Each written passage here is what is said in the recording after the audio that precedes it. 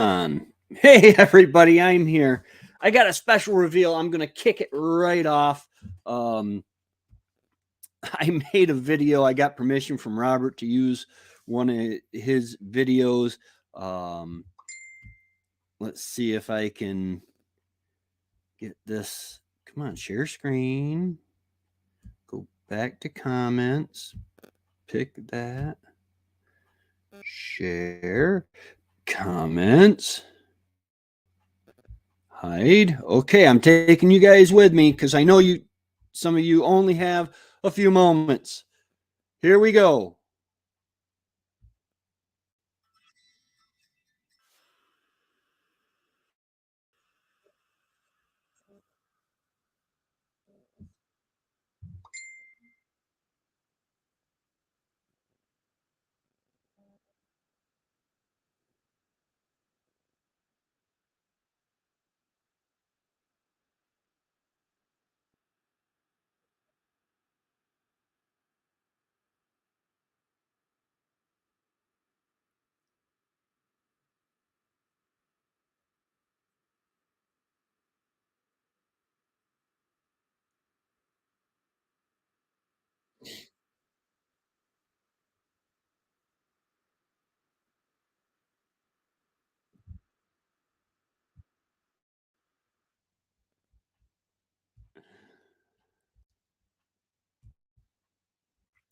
What do you think? Oh, all right. Wonderful, Rebecca. Pretty. Yeah. I filmed the outside part yesterday, and I had a heck of a time finding a way to download a piece of one of Robert's videos so that I could edit it in together. But it finally did it. Hey, Garden State Gardener. And man, oh man, I am so desperate. I want to get outside and garden, man. But the snow. I'll show that clip again here in a few minutes. Oh my goodness. I can see dirt on the pad that we laid for the what do you call it? For the barn.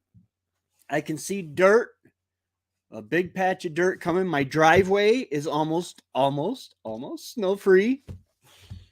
I'm just going nuts. And then on top of that, I have all this anxiety because I'm trying to get monetized. I am so close. This morning, 923 subscribers. Thank each and every one of you.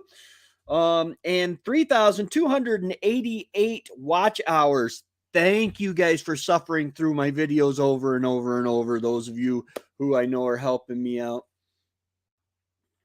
Oh, that's all right. That's all right, Remy. I understand, man. You guys are at work.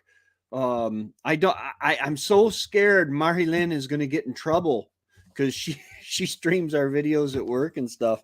But that leaves me at 712 watch hours down. I think I'm going to make my watch hours before I make the, what is it? 77,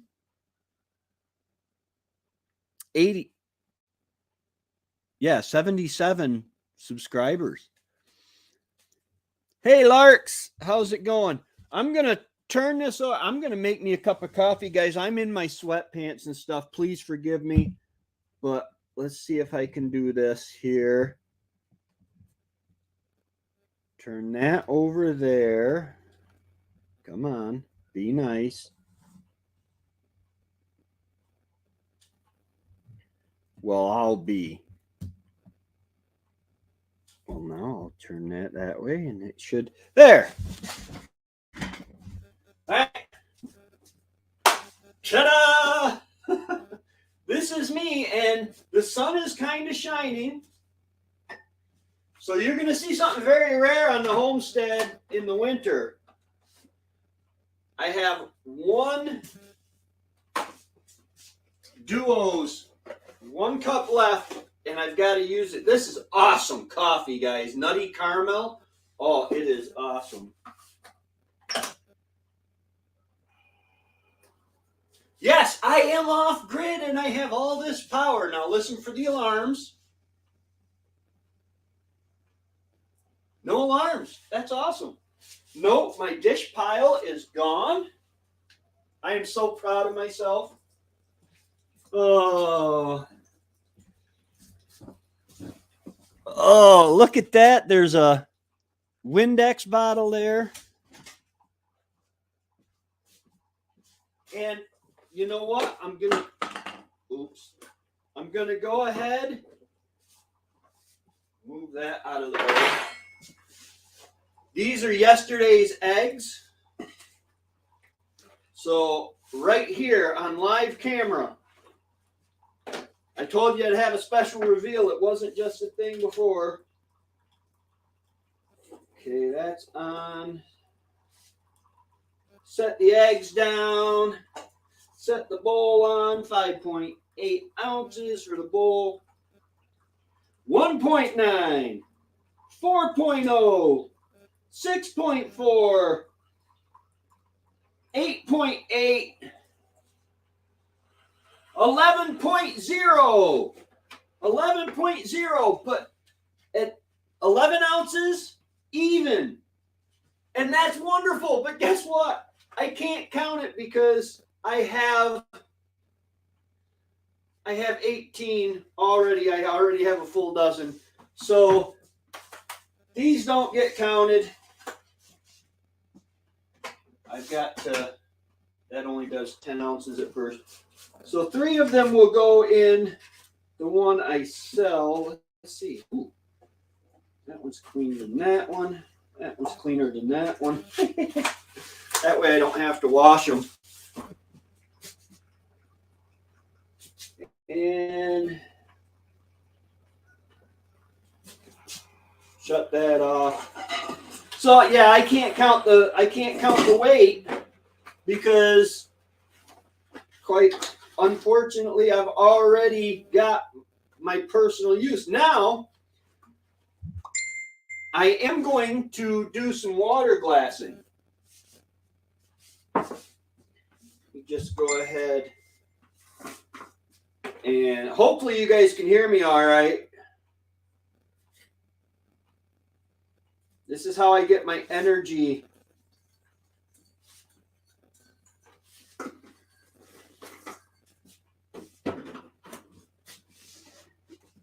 Look, it's milk in a milk container, not a bag.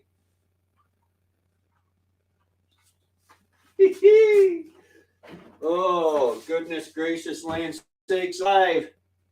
I'm coming back. I'm coming back over.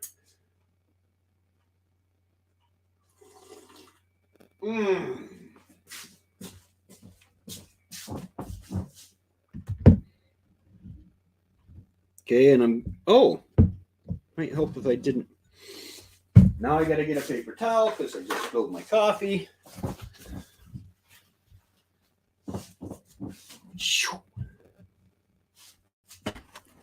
All right, I'm back. Oh, 10 people watch me make a cup of coffee. You guys are awesome. You rock. Hey, Garden State Gardener. Hey, now that I got 10 people in here, I'm going to show that video again.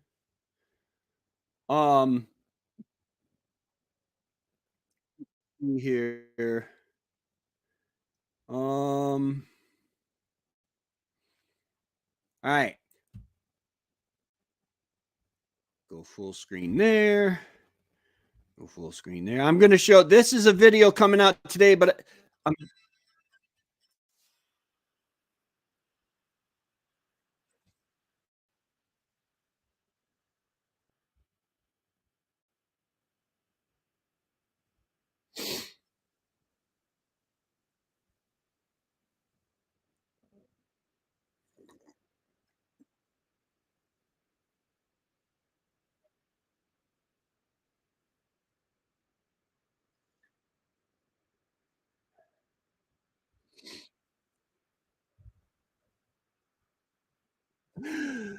I had some extra kale.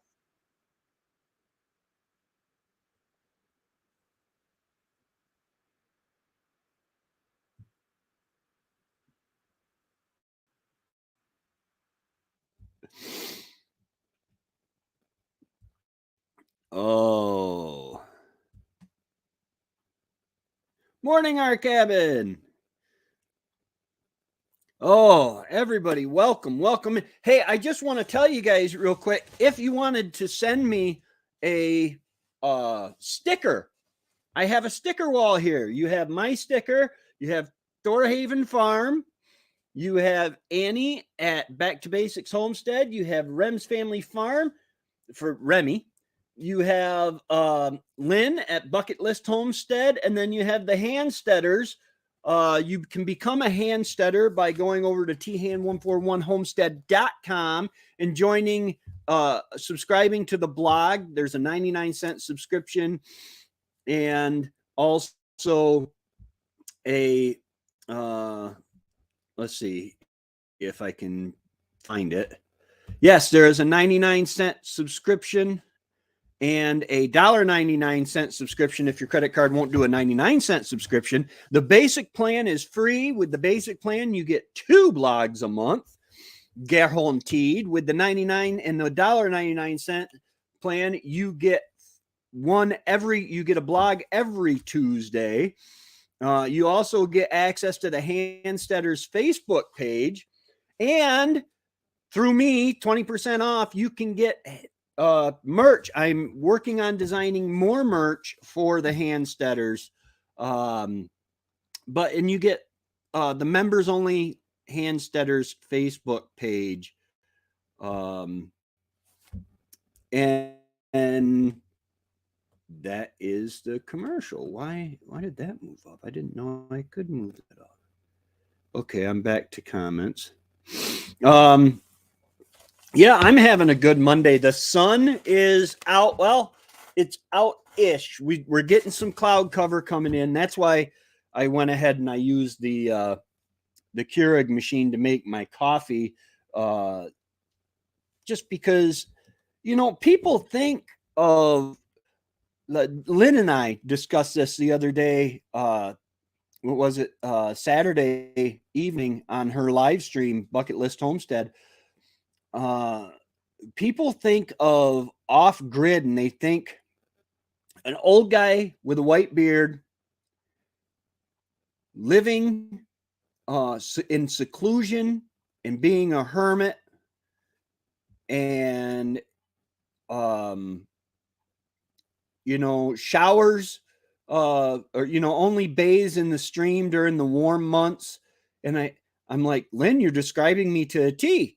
No, just joking on the showering, but living in a cabin in the woods away from people. I am a hermit type thing. Just ask my mom, she'll tell you. I never visit. I don't like leaving the homestead when I don't have to. But it's not like that. I mean, I've got, these are on, you can't really see them. I have, and this is a small system. My solar system is only 1,000 watts of panels, 4 250-watt panels, and a 2,000 watt inverter charger. And it was under, I want to say my system as it is right now was under $4,000. Definitely under 5,000. And the thing is it didn't all happen. My very first solar system, we charged one 12-volt lead acid battery with a 100-watt Harbor Freight solar panel kit that cost $120 at the time. You can get them today from Harbor Freight for $189. Okay. If you wanted to, you could supplement your power or have off-grid power for as low as $189. Now, over time, our next system, we upgraded to a Renogy 200-watt kit. I am not affiliated with Renogy, but that's just where I know you can get them. They're a little more expensive, I think that was $600 or $700 at the time.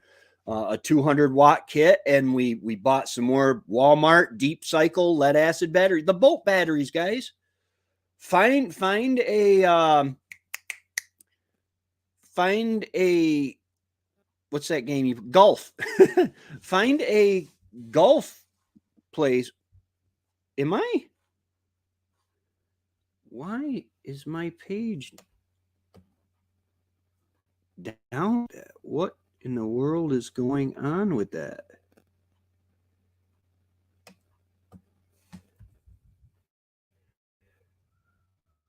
I bet you I know. Let's bring that back. There we go. Now I got everything. Now I can see everything. I'm like, I can't see how many people I've lost. But we got 200 watts. We bought, find a golf course. Make friends with the guy who owns the golf course, and when they change out their batteries, or if they have a stack of old it costs them to get rid of batteries. Take the batteries for free. Pay them for the batteries. This 12 volt or 6 volt that you can tie together for 12 to make 12 volts. Deep cycle rechargeable batteries. Now you might get some junk ones. Rebecca, I think you have to type !share, and it will share your link, !share. But and you can get lead acid rechargeable batteries. Now, I had at one time up to 7 109 amp hour lead acid deep cycle batteries. There you go. And they worked great. They would decline on, let's see how they would decline like this, okay, on a slope. Now I have changed to, I have 4 200 amp hour ampere time lithium LiFeO4 batteries, and they go like this. And then they I'm running, I have a stand-up freezer that I run, and I have had no problem in the winter. I have had no problems. Now I do have a generator that I ran every 2 or 3 days for a couple hours in the darkest part of winter, which this was a dark winter. And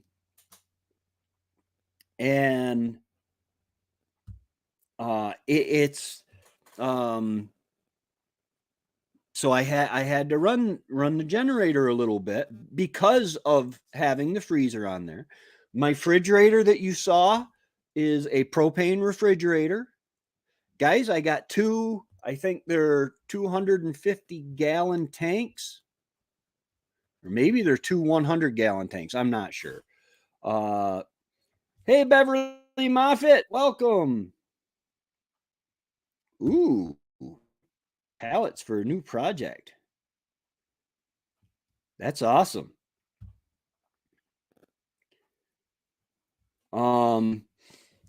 And I think they're 2 100-gallon tanks is what I think they are. And they fill them to 80% full. And that's lasted me. I'm coming up on a year. If I'm not, I'm coming up on a year that I've had them. Because in the winter, I don't want them to try to bring the trucks in on the seasonal road, because then if they get stuck, I don't want my tractor trying to pull out a huge, it's just a mess. And I'm still at 33 to 34% on both tanks. They don't like to fill them until they're down to 20%. And then if something were to happen, I can still fill. I still have a 100-pound tank. I have 2 30-gallon 30-pound tanks. I have multiple 20-pound tanks that I can go down the hill and fill.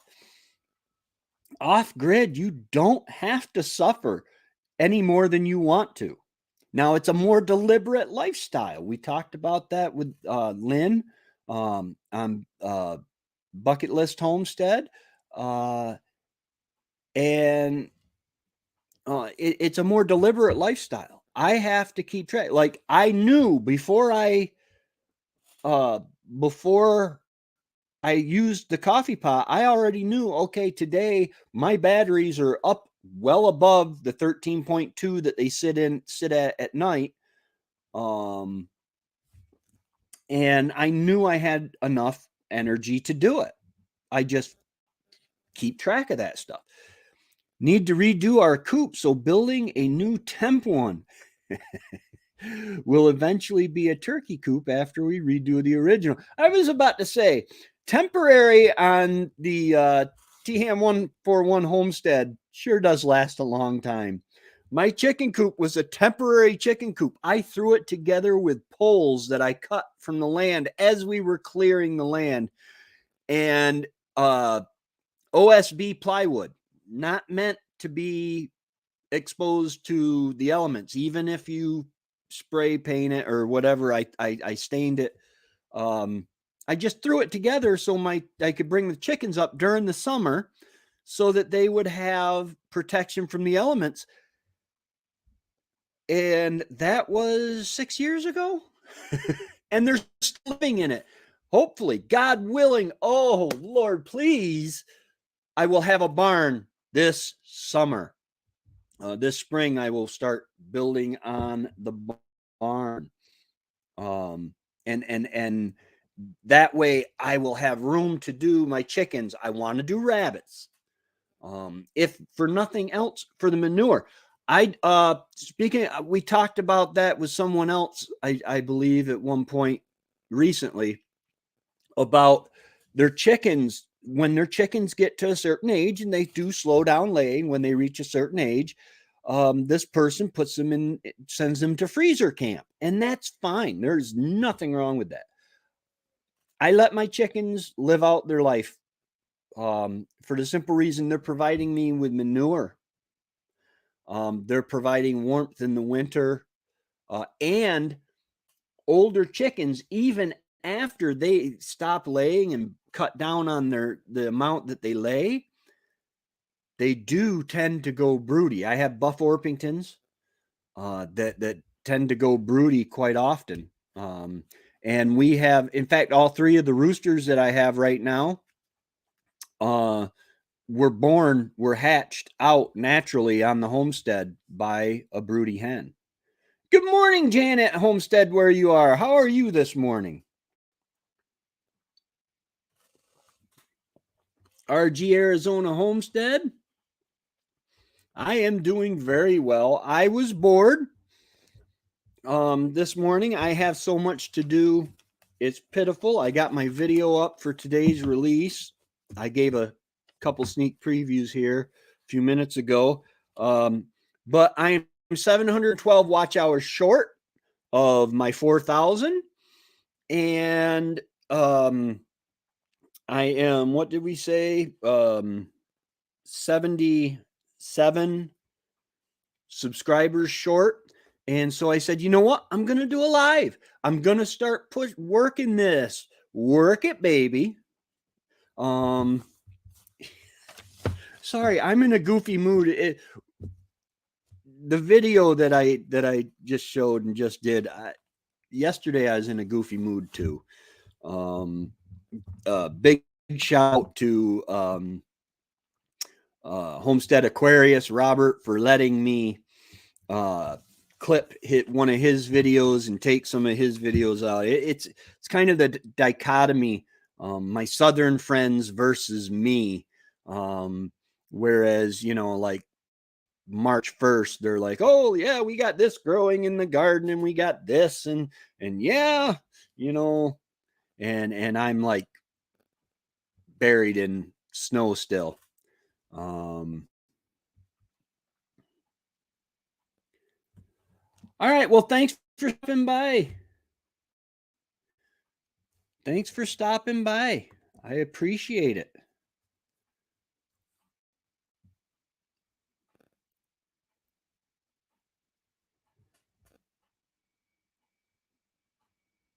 Yeah. Yes. 78. Yeah. I knew it was something like that. It, it's too good of a day to spoil it with math. But yeah, it is amazing. I am so excited to get monetized. I have to figure out how I'm going to do my memberships.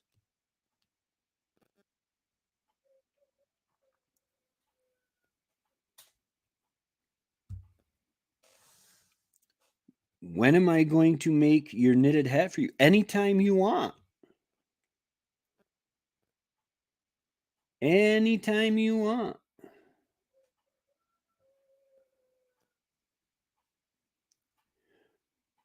Eight. Wait a minute. Up pot. Is that 8,124 tomato plants? Is that large? Or is that a misprint?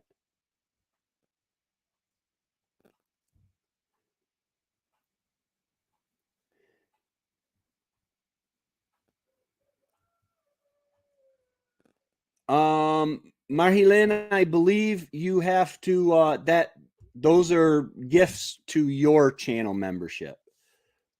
Um it is in okay. Okay, I was about to say because I wouldn't be surprised.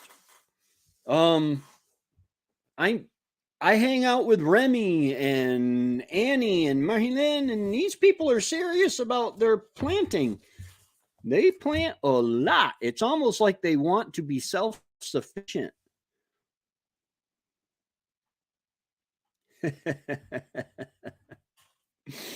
It's almost like they don't want to be dependent on the grocery store, these evil people. Oh my goodness. Uh you ever see a Facebook post and think, but for the grace of God, there go I. I have a friend on Facebook and she just seems to buy into every conspiracy theory out there. Um and I don't want to I buy into a lot of um do I care what color it is? Um Not really. Um I prefer earth tones, brown, black, um stuff like that. Yeah, too cold. Cold, I think they might survive the cold, but it's the foot and a half of snow that would be on top of them. Yes, store-bought tomatoes taste like disappointment. That is absolutely true. Um, I don't believe so. And the thing that broke it to me, well, number one, the Bible said 2,000, well, over 3,000 years ago that the earth was a sphere hung on in space on nothing, before they had any satellites and stuff.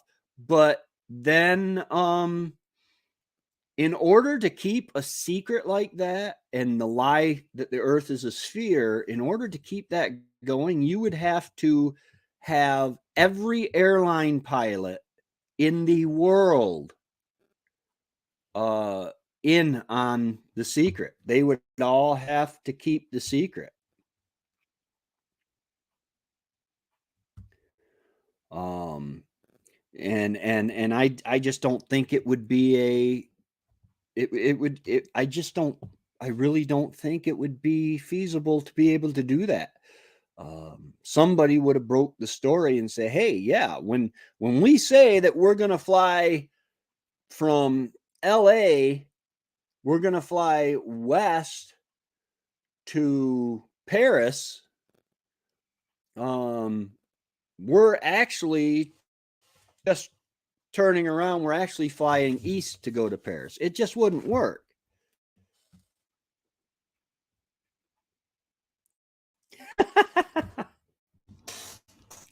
Yeah, yeah.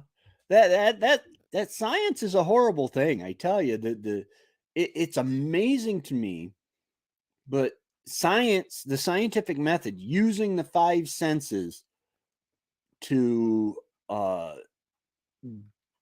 learn and draw conclusions and experiment and draw conclusions uh, about the world around us, it's a nasty thing. It blows evolution out of the water.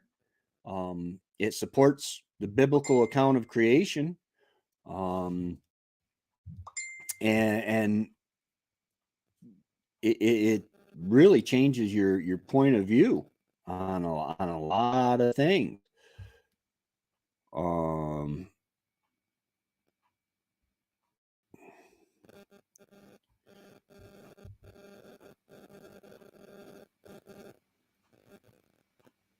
uh-huh. Oh, sorry, squirrel. um, yeah, it just holds up better um with the science of flying east, and you can literally fly east all the way back to your origin point, and if the world was flat you wouldn't be able to do that. Oh yeah, you gotta have a sense of humor. Oh, you hear my pings, Marlin? Yeah, I have a chat going in. Well, that shouldn't be pinging. No wonder I'm not getting any phone calls. Got a text from Trevor though. Watch Branson Tractor's Not Gone, the true Tony's Tractor Adventure. Well, I hope. Oh, maybe I was given some bad information. I did a video short a while ago because I was given information from multiple areas saying that Branson was no more, that TYM was absorbing them. Hey, Tammy, how you doing? Rebel Canners. I got bored and I needed some watch hours, and I said, "Hey, I'm gonna come on and um, not to mention, I wanted to I did a video that my lapel mic quit working, so it didn't. I had to use the camera sound, which isn't as good as the lapel mic sound, especially the outside. But there's something about Robert's voice. I love Robert's voice. Uh, from Homestead Aquarius, there's just something about his voice. And I got permission to use a clip of one of his, because he's down south, and the video is my southern friends versus me. Um, and it's just hilarious to me. Um,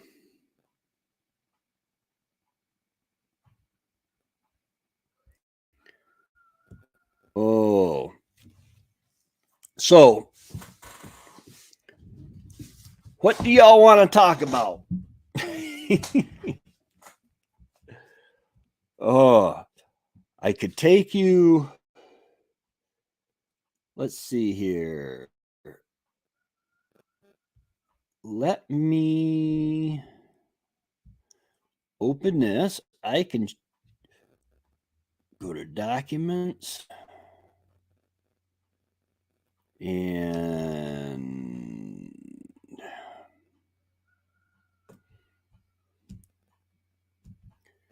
I'll open up my seeds and show you guys my seed document.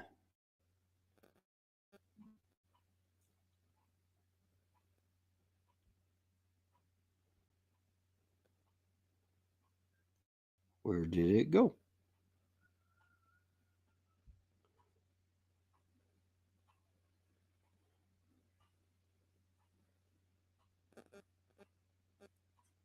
All right, here. I have to go back to StreamYard. And we'll take you guys with me. And yeah, this is my new seed chart. And I have the type, the cultivar, where I got it from, the year of the package, whether it's heirloom or hybrid, the date that I can indoor plant it, how many days it takes to sprout, the earliest I can transplant it. 5/20 is the day that my last frost date is like the 15th of May. The latest I can transplant it. The earliest I can plant some plants you can plant before frost, before your last frost date. The latest I can plant it so that it'll be harvestable in that year. Days, where to go? Days to harvest, how deep, the spacing, and how many I have on hand. And oh, I need to find my tomatoes. Where are my tomatoes? I don't have everything in here yet. Oh, okay. I already did it. My giant crimson. You only get, yeah, you only get 5 seeds in with the giant crimsons. Oh, thank you, Rebecca. I appreciate it. That is very nice of you. Knitted hats are very important up here. That wind can get cold up here on the hill. I was watching my cherry tree when we cleared out for the barn. I left a cherry tree off to the side, but it's all alone. And a lot of times when you clear out around a tree, the other trees had buffeted the wind for it. And then when you clear out around it, it'll snap it off. But this tree is going to be, it's a black cherry, and it'll be like a veneer prime. It's a really nice, hopefully one day. I mean, it's only, I don't know, maybe 13 inches at the base right now. And I want to wait until I can grab it like this, because that's where all the real, when it's enough to worry about. But I might be able to get it up to $300-400 tree before I take it down, unless the wind takes it down for me. And that, it's a double-edged sword. Cherry is good firewood. If you dry it, you have to dry it out for 2 years. You should, which with all of our firewood, we're at right about 2 years on the ground already. We've got next year's done next winter. Well, that would be a year. But then I've got so many blowdowns that I can just go through and pick up the blowdowns, and I will have plenty of firewood without dropping any trees, I think. But now that we've got the area for the barn cleared, we're going to be doing selective cutting rather than clear cutting. And we're going to start a management program so that we're clearing out around the trees that are good for logs, and so that they can grow unhindered and undamaged. And we should have on this 20 acres enough wood to last well over my lifetime if I do it right.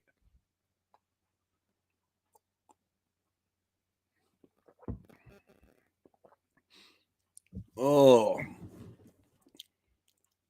And Trevor says that this isn't work. Coming up with things to talk about. I ordered a new lapel mic, a couple of them actually, because I have this cell phone here that I record. This is my last recorded.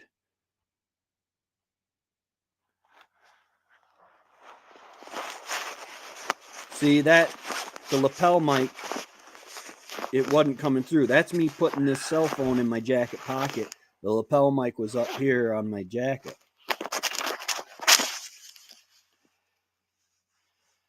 So it's really not doing anything. I don't know. I don't know. But one day when I get monetized, make loads of money, I'll go ahead and get me an actual audio recorder that will work. But for now, the cell phones with the mics they got, I ordered another one of these, except the one I have will have two of these microphones in it. It'll be a package like this one here. And you can't get them wet. Go figure. I was out on the tractor and the lapel mic was on my jacket, and it didn't really do much. They're awesome because when I'm on the tractor, they cut out the background noise of the tractor and you can hear me fine.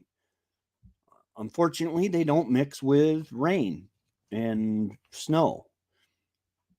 I didn't think it was that bad. Apparently it was.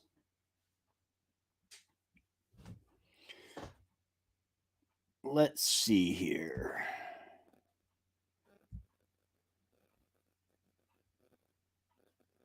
Come on, I said copy. And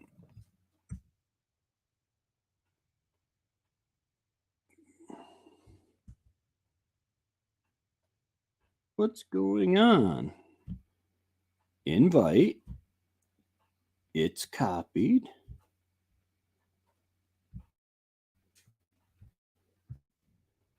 If anybody wants to join me up here on screen, I just posted the link. So just click on that link and it'll bring you up on screen. Well, it'll take you down into the waiting room, but then I can bring you up on screen without a problem.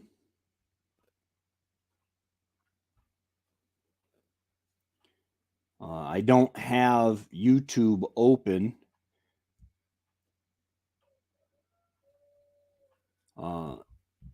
So I can't. Let's see here. I figured I'd come up and show you your hat. Oh, nice. Oh, wow. You just started that? I just started that. Wow, that's awesome. I've seen those rings. My sister-in-law has those rings. She makes socks and stuff with them. Yeah. I was just sitting here listening to you and watching your video and thought, I got some yarn down here that's called gravel and a brown. And I thought, he said earth tones. I started working on it. And I've gotten that far already. Wow. That's awesome. Thank you. You're welcome. My thing's trying to focus, so I'm sorry, people.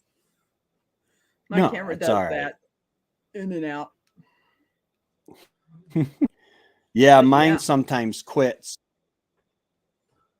Mine doesn't. But I thought, hey, I'm sitting here just doing nothing. My glasses, it's been really hard because these things are 4 years old. Oh, And I got when the pandemic happened, I had an eye appointment to get my glasses and they canceled it. Huh. And I'm like, okay, what do I do? So I've been having yeah, they trouble stopped. of seeing the dash of my vehicle. So I have to go down to the bottom one to see what my speed is. And I went, okay, it's time. Oh, Go get wow. the examination and Yeah. get some more glasses. Well, I went to the VA last month. Actually, it was the beginning of this month, I think. And they did my glasses, and I didn't remember them ever getting my right eye in focus. And then when I got my new glasses, because they just sent them in the mail, when I got my new glasses, they were the right one was not right at all. So I went back, and she's like, "Yeah, they mistranscribed some of your numbers on the order." So then I got these, and these work really good.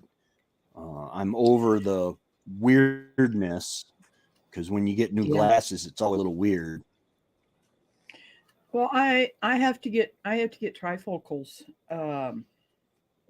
for myself, and everybody says, "Oh, go no lined," and I went, "Nope," because with no lines, you don't have the peripheral vision, and people Yeah. don't understand that, So I always get lined, and you get used to it. My You know where yeah, you need to look.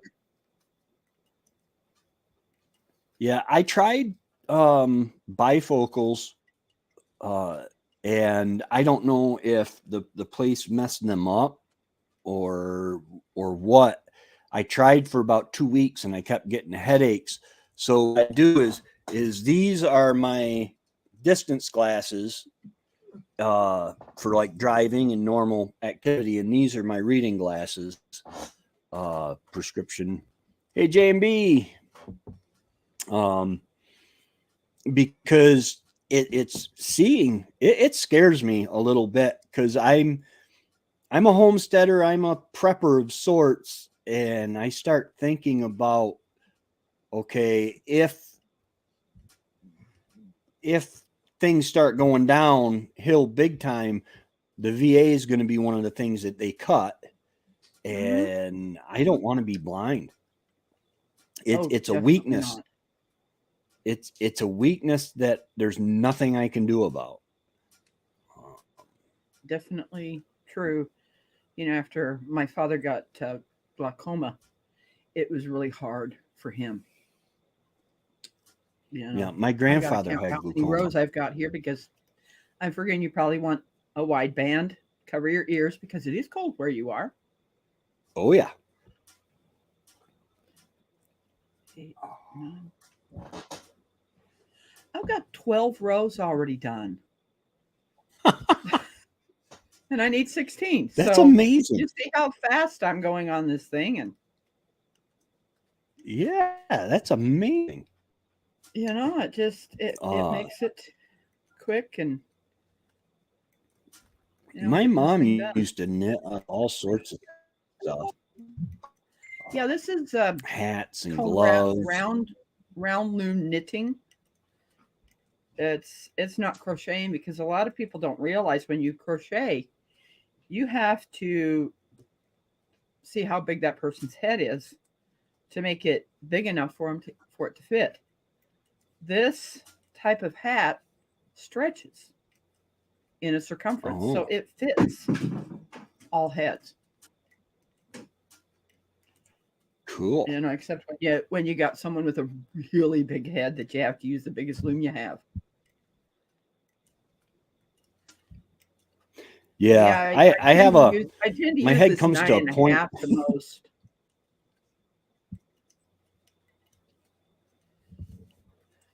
So what state are you in? I haven't checked to see if your address is there. Your P.O. box. I am in upstate New York. Oh. Did you hear that? What's that? My dog. The puppy? Well, he's 3 years old, so yes, he is still a puppy. um, That's yeah, I'm in Blue. upstate New York.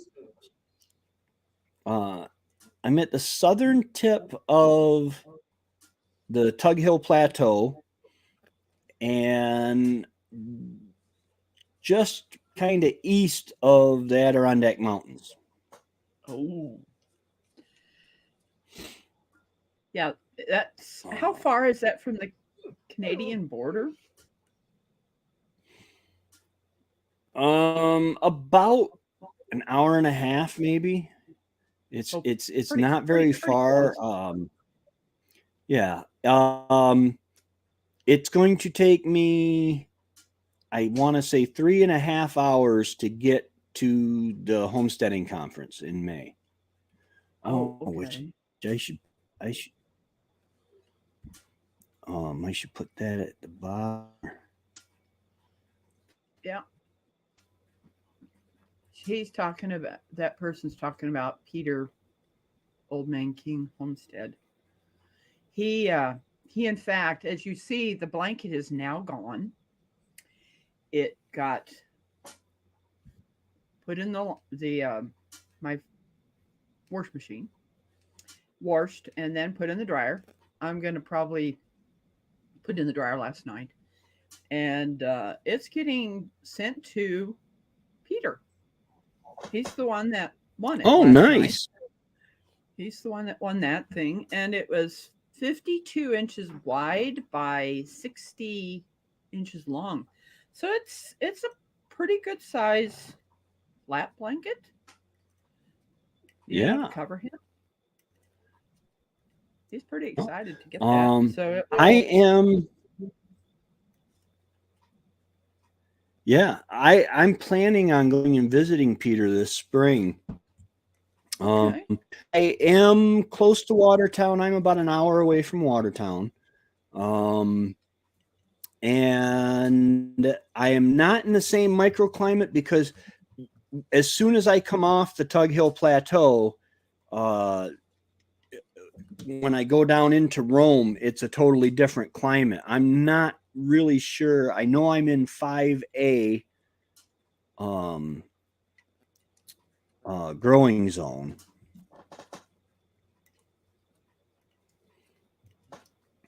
Hey, Yeah, I'm Chuck, in. Melinda.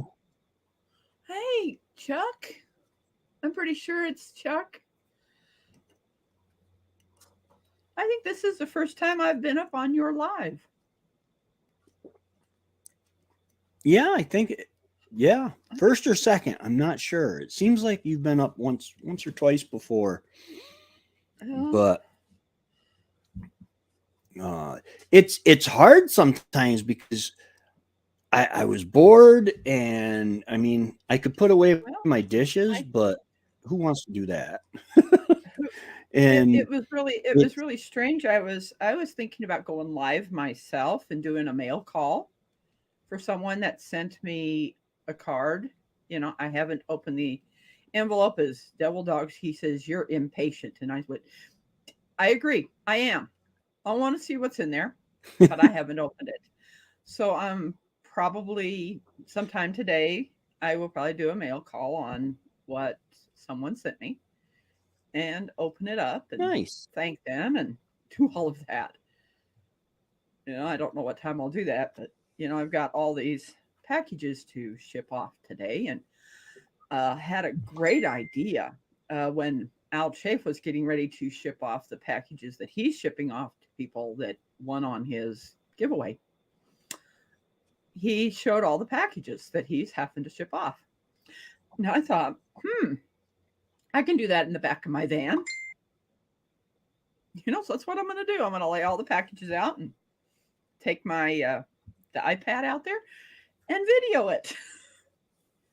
It's kind of Yeah, something different. Hey, all these packages are leaving to get mailed. nice. I have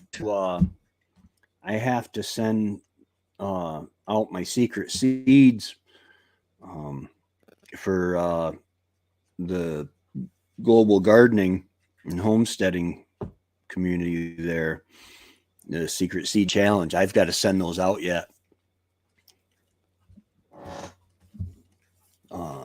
And yeah, I combine. I do a lot of combination shooting and chores. It makes the chores last longer, but I can still, kill two birds with one stone. So true. And all I have is an iPad to video, Yeah. and things like that. And yeah, so it'll definitely make it interesting and let everybody see what I've got and what's going to be mailed out, because there's a lot. I know there's one blanket that isn't going to be shipped. I put them in those vacuum bags to keep it clean. Mm-hmm. And Peter's will be done the same way. I'll get one of those bags from the store and vacuum seal it, so when he gets it, it'll be fresh and clean. And because I do have 2 dogs and 2 cats here, so yeah, and then he'll all second bag that he can use. He'll have a bag to store it in, which will be nice. Yeah. I was like anticipating like who is going to win this, and I kept thinking, oh, I want someone up north to have this nice quilt, and someone did get it up north. Nice. Well, I know that Jan was saying, Peter's "Oh, send it to mine." I'm like, "No, it's Peter's." And then I said to her, "I said, hey, I can crochet you a blanket that I still have some of that yarn left." And she went, "Ooh, good." Everybody loves handmade things by Rebecca, I guess. Let's see where. Yeah, absolutely. Now. 1, 2, 3, 8, 12, 13, 14, 15. One more. Wow. Oh, wow. See, this one, doing the band, you have to keep checking to see that you've gotten far enough to making that band. And then I'll probably do either 28 or 29 rows on this to make sure it's long enough.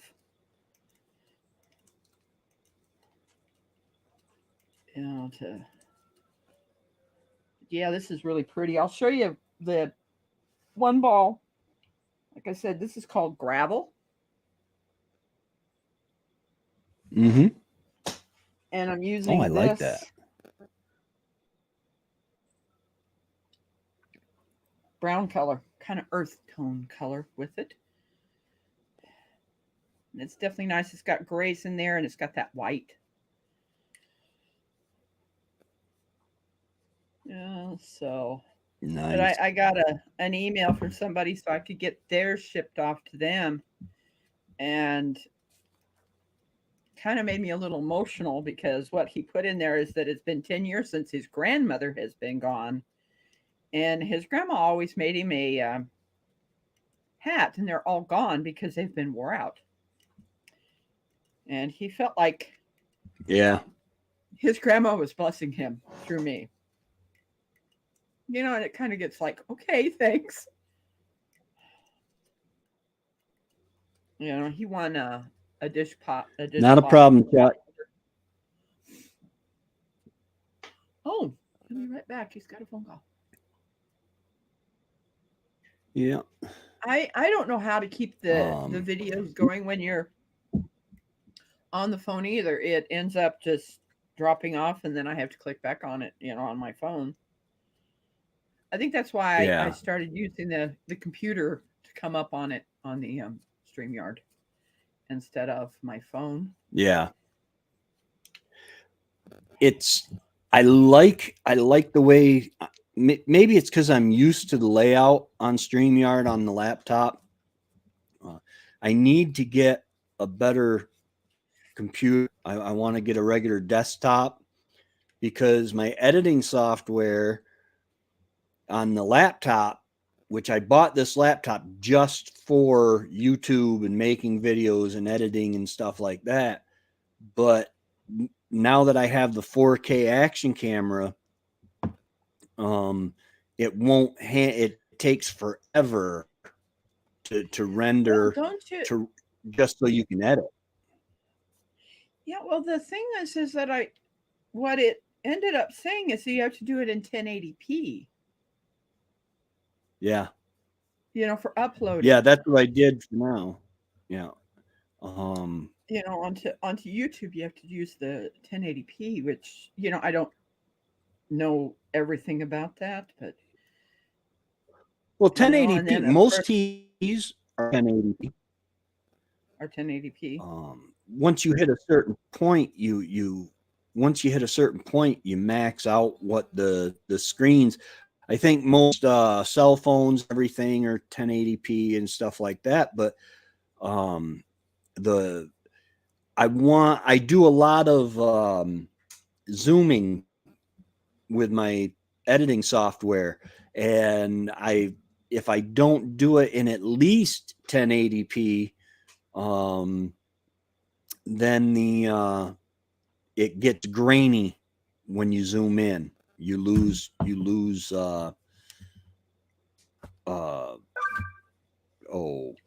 resolution when you zoom in.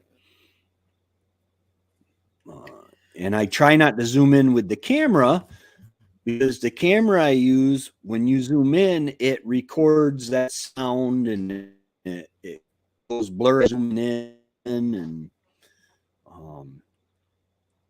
but one day, hopefully, I'm hoping to be monetized by May to the Homesteaders Conference. That would be nice. But and once I get monetized, then I'll be able to start putting back and getting more more equipment. I'll be able to put back, because right now I am very lucky. Like StreamYard, I stumbled on a discount for StreamYard at one point. They were given an offer. I think it was like 30% off or something like that a month forever, and I get 90% of the benefits of having the, what is it, a pro subscription or whatever. But then Epidemic Sound, I love Epidemic Sound, but that's $15 a month. I need to go into YouTube and order it again so that it's cheaper, because YouTube's got a discount, or TubeBuddy it is a discount for that. Yeah. But all of the I use a paid subscription for Canva to make my thumbnails and everything, and it just adds up big time. It does. So I've still got the free version, and for StreamYard, and I don't go live enough that I would think that it would justify, because I've never ever used the 20 hours a month that I get. Right. But with the thing of me starting to have people come up and I make their hats on my live, I've done 2 of those already. And Yeah. having them come up on there and giving 2 hours of their time while I'm making a hat, and it makes it nice, but there's not a lot of people that have messaged me to do that, and it's okay. Mm-hmm. As Eddie puts it at Devil Dog, he says, "What's 2 hours of their time while you're giving them a free hat?" And Right. I understand. Absolutely. I understand. It's kind of like, as I was sitting here, I was honestly thinking of sending this hat to somebody else, like the person that I was talking about, Mm-hmm. and sending him a second hat, and him get really surprised. Oh, why do I have 2 hats? Well, I still have enough of this yarn that I could make him a second hat and surprise him. But when you said earth tones, I thought, oh, okay, that's why I'm making this hat. It's for Tracy and stuff. Well, I So I started on appreciate it. I it. thought, okay, I never know when I start a hat without someone talking to me or emailing me of what color that hat's going to be. I don't know. Yeah. But I looked down in I have this cloth thing down here with the yarn in it and started making the hat. And I thought, Nice. But yeah, I'll take a look at this. This is really, Oh, wow. really pretty. Yeah, it is. And it's got all those earth tones and kind of a white in there or off white, for the snow. And you'll still be able to use this because you've got that cold weather up there. Yeah. Yeah. Yeah, right. Even with it being, what is it right now? Yeah, it's 46 degrees Fahrenheit here, which is about 8 Celsius, I think. But even with that wind is cold and it'll cut right through you. Because the wind is what's getting rid of a lot of the snow. I want to get out on the tractor, put the bucket back on the tractor and bust up some of these snow piles so that the snow will melt. But I know getting the tractor out with everything being so wet still, I'll just tear everything up. And that wouldn't be any good. Definitely not. Yeah, just kind of figuring out, getting these different hats done and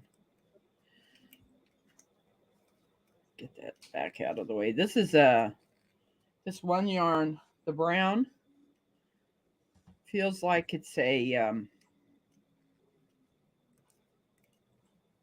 5-ply or maybe a 6. It's definitely a little bit thicker, so this thing is definitely going to be warm. Cool. So now how do you do that? How do you? Well, I'll show you. This, when I get ready, I'm going to pull this down just a little bit. Mm-hmm. What I do is, it's called an E-wrap. I hear the trash truck here. And you come in from the back side and you loop it around. And you just keep looping it till you get to the other end. And then you just hook it over. That's how these hats are made. There's also where you can do a purl stitch on the front side, which makes a ribbing. But that's a little more intense, and I haven't made one of those hats because you have to end up pulling that yarn through and then hooking it back, and it's pretty. I have never done one yet.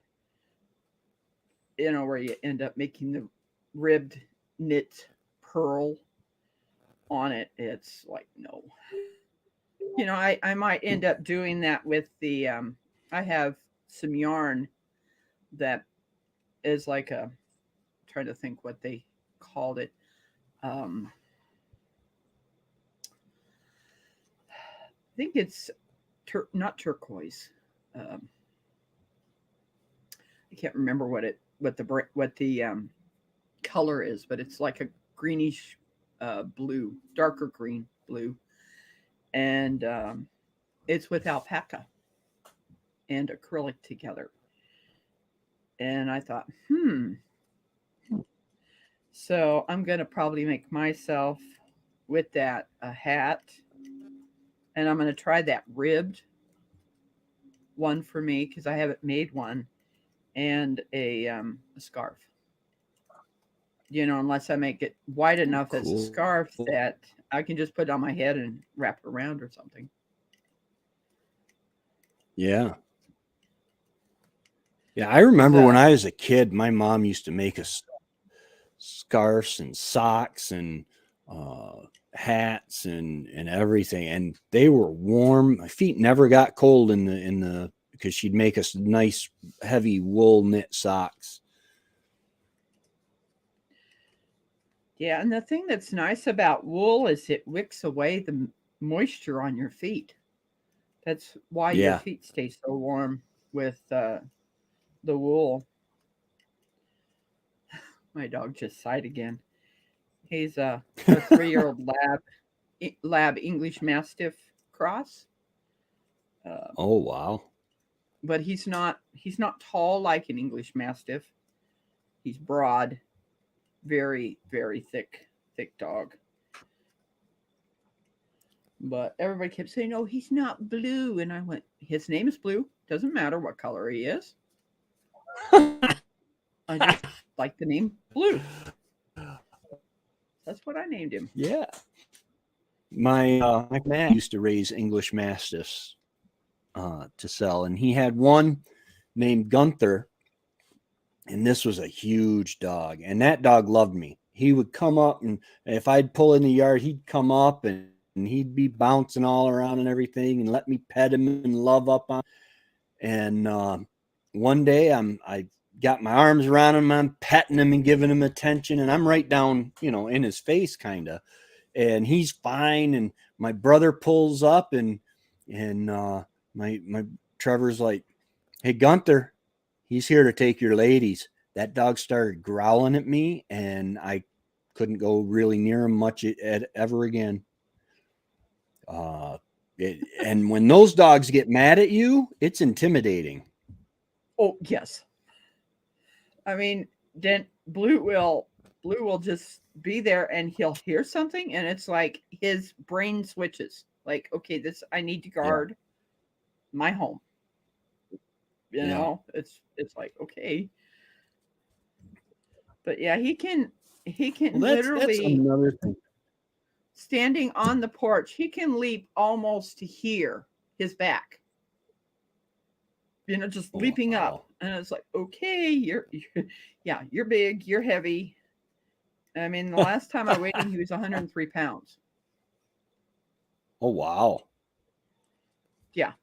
Uh, I Once I get the barn, everybody wants me to get a dog, and I told them, I said the next dog I get is going to be some form of livestock guardian dog that's going to live in the barn.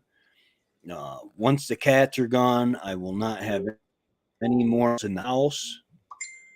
Uh, I mean, I love cats to death, and they love me literally to death.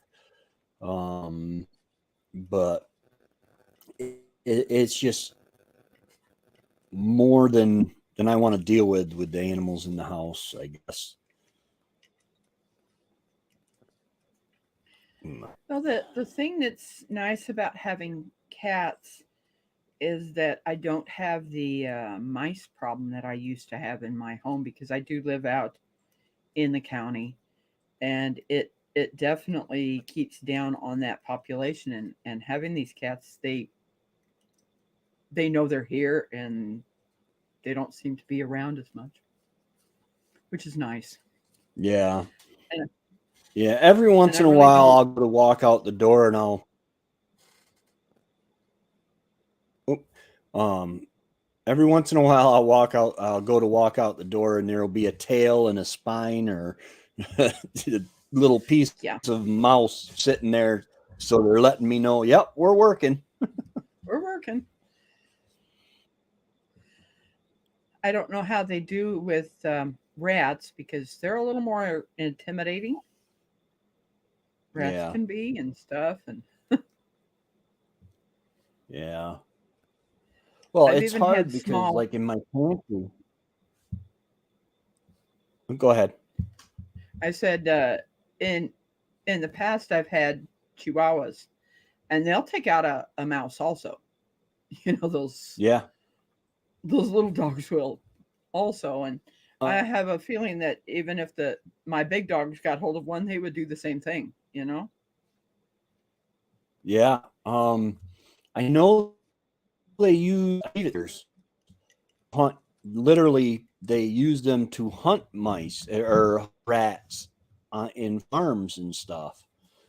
Um,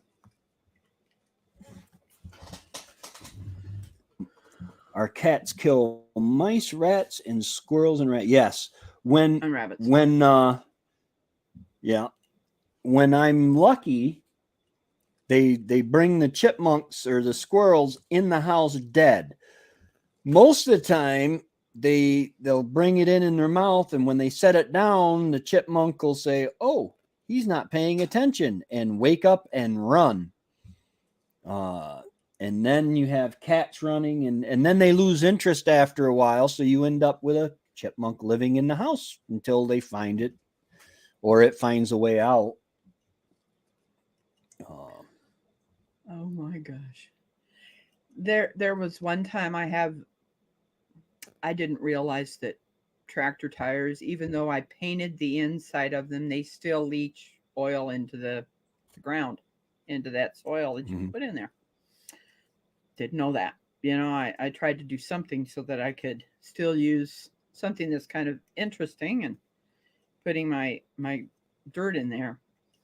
And Blue found a baby bunny nest in one of the tractor tires because the dirt had pulled away from it. And he brought them to us. He did not kill them.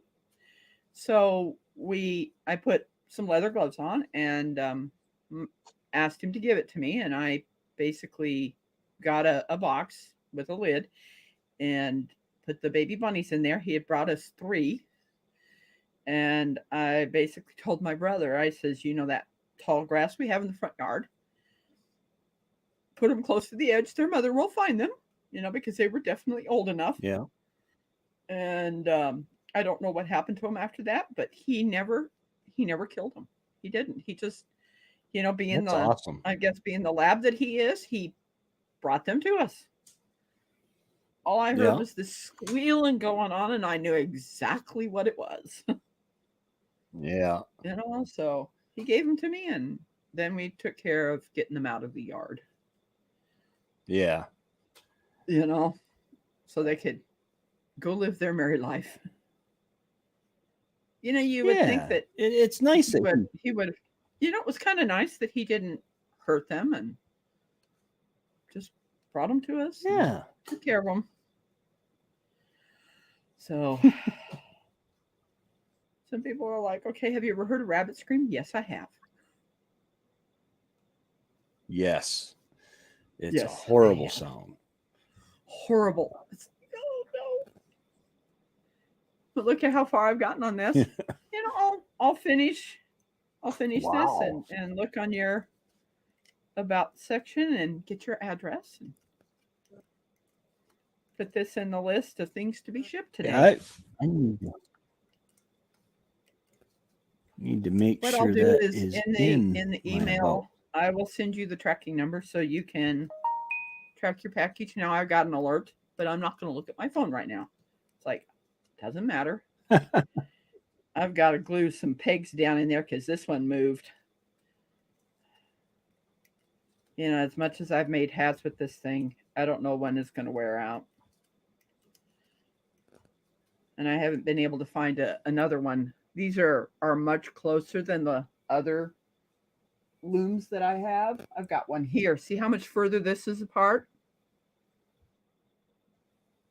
They're not as close as this one. So this one tends to be a lot warmer, so that your heat stays in better. Did you hear that? I don't know if you follow MT Homestead, but everybody that's coming to that meetup in Oklahoma are supposed to bring their hats. And because in the past I wasn't writing down how many of these I've made. I have no clue. I know it's definitely in 2000 maybe, because before I started my YouTube journey, I was making hats that were going overseas through church I belong to. I used to belong to anyway.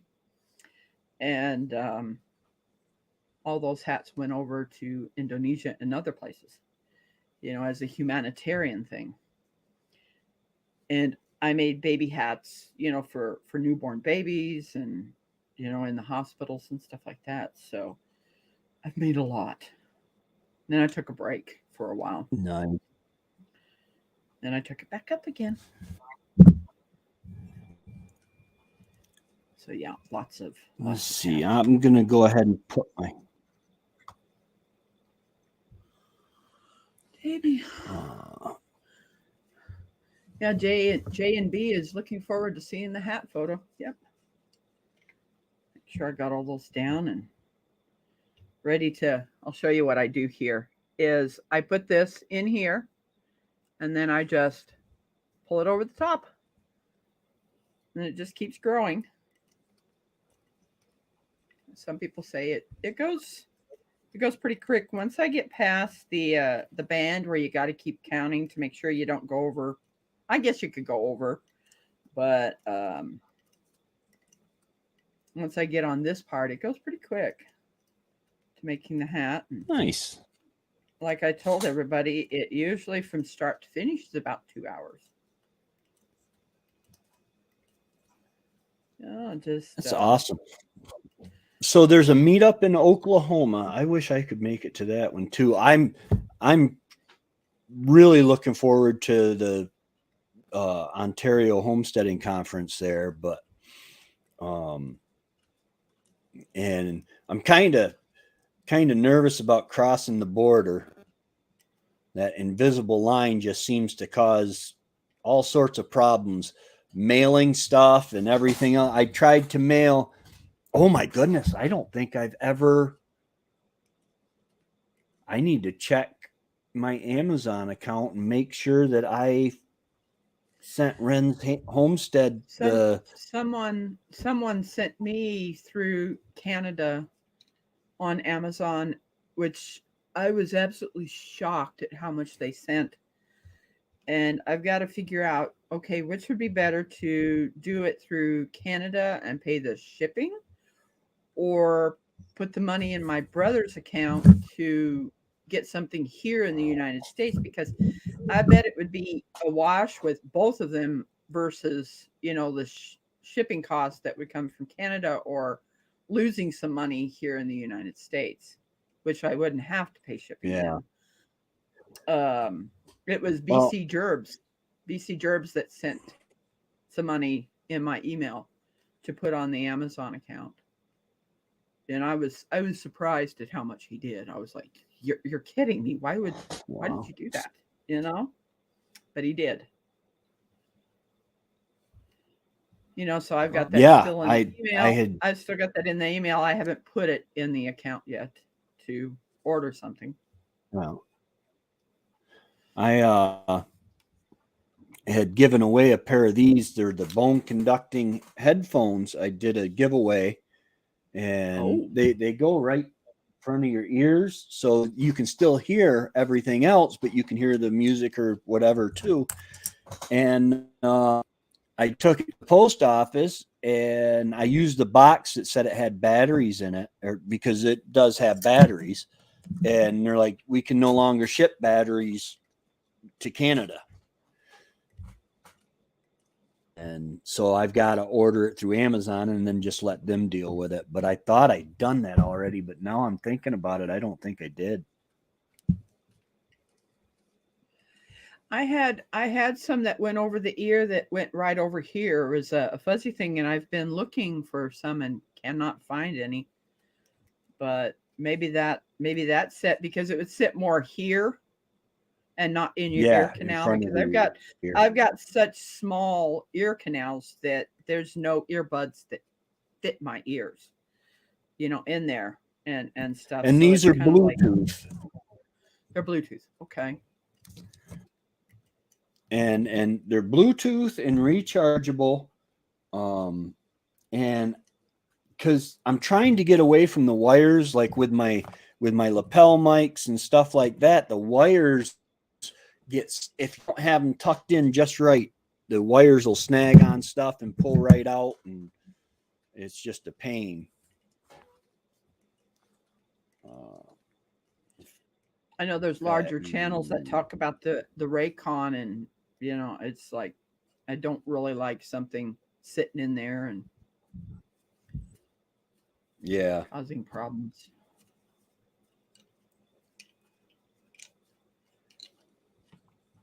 I have already charge. got 2, 3, 4, 5, 6, 7 rows already. Oh wow! Once you get Of going the on regular hat. the regular hat, it goes quick. And like I said, I've already gotten 7 rows to doing either the 28 or the 29 or 30. I might end up doing the 30 for you because of making sure that it's long enough and you can sit it back there on your neck to make it warmer and things like that. And that's awesome. Yeah, it's kind of. But yeah, it's a lot of with the meetups, I'm gonna like. I wish there were more meetups and conferences and stuff clear, because like the American Homesteaders Conference, I don't think I'll ever be able. That's where, Missouri or somewhere, or yes. I don't know if I'd ever be able to make it there. I'd have to have somebody to watch the homestead for like a full week for that one. But this one in it's funny because the one that's outside of the country is closer to me than 3.5 hours I'll be there. And they say Remy. Go ahead. I don't even have a passport, and I don't know if I ever will.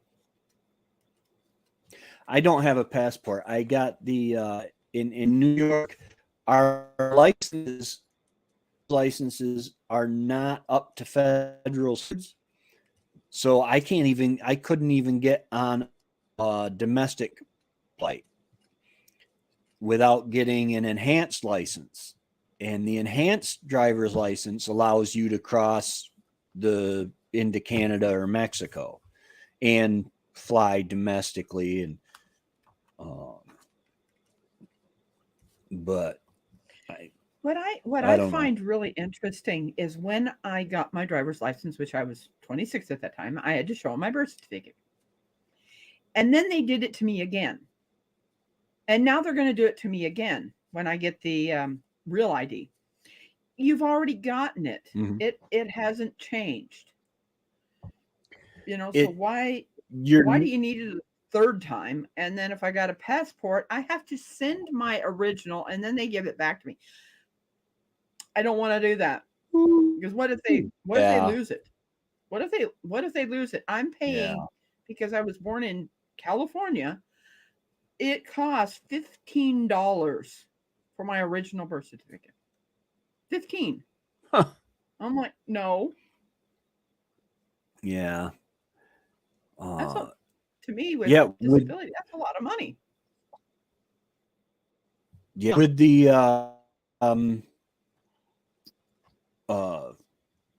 enhanced driver's license, because it's a federal standards, the DMV wouldn't accept my Social Security card. My Social Security card has Tracy Hand on it, and my driver's license and all my other ID say Tracy D. Hand.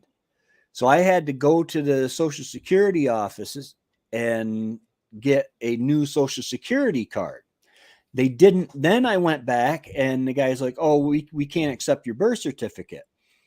And I'm like, "Why?" And he says, "Well, it's got frayed edges."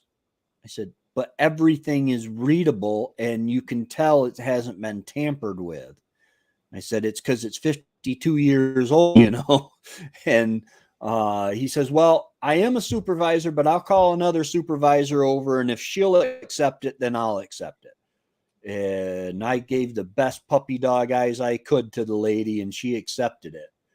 But it's like the guy just wanted me to keep having to come back. And they had my Social Security card and my birth certificate had been accepted for the last 52 years. Every place I needed them, they were accepted. And then all of a sudden, it wasn't good enough for the federal government. It wasn't good enough. That's all right. Remy and them call me an honorary Canadian, so It's like, okay. yeah. So yeah, when I'd have to renew the license plate on my vehicle, I'm gonna go ahead and get the real ID at that time. Yeah. You know, Hey, CNC just go ahead Farms. and get it done. Hi, Ashley. I think I got that right. Trying to correlate the Yeah, channel I with people stink at saying remembering names. it's getting better Yeah. because with Backroads Freedom, I kept calling him Kevin, and Kevin was someone else. His name's Justin. Kind of like, oh, okay. So I now have it on a post-it note at the bottom of this computer screen, the monitor. So I start, okay, his name is Justin, not Kevin. Yeah, if Yeah, it weren't for the Kim homesteading conference, real ID. She still doesn't have I a real wouldn't have ID. gotten one. Yeah, I wouldn't have gotten one. Let's see. I'm going to stop my camera for just a second Okay, and take the sweatshirt off. getting a little warm. I didn't do my hair today. Ooh, that fire kicked on. I'm going to. I bet it did.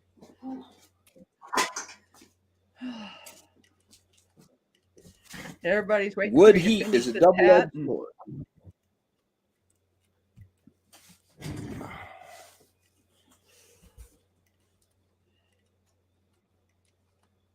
Oh, let's see. Rebecca, you mentioned being born in California. What made you move to Missouri?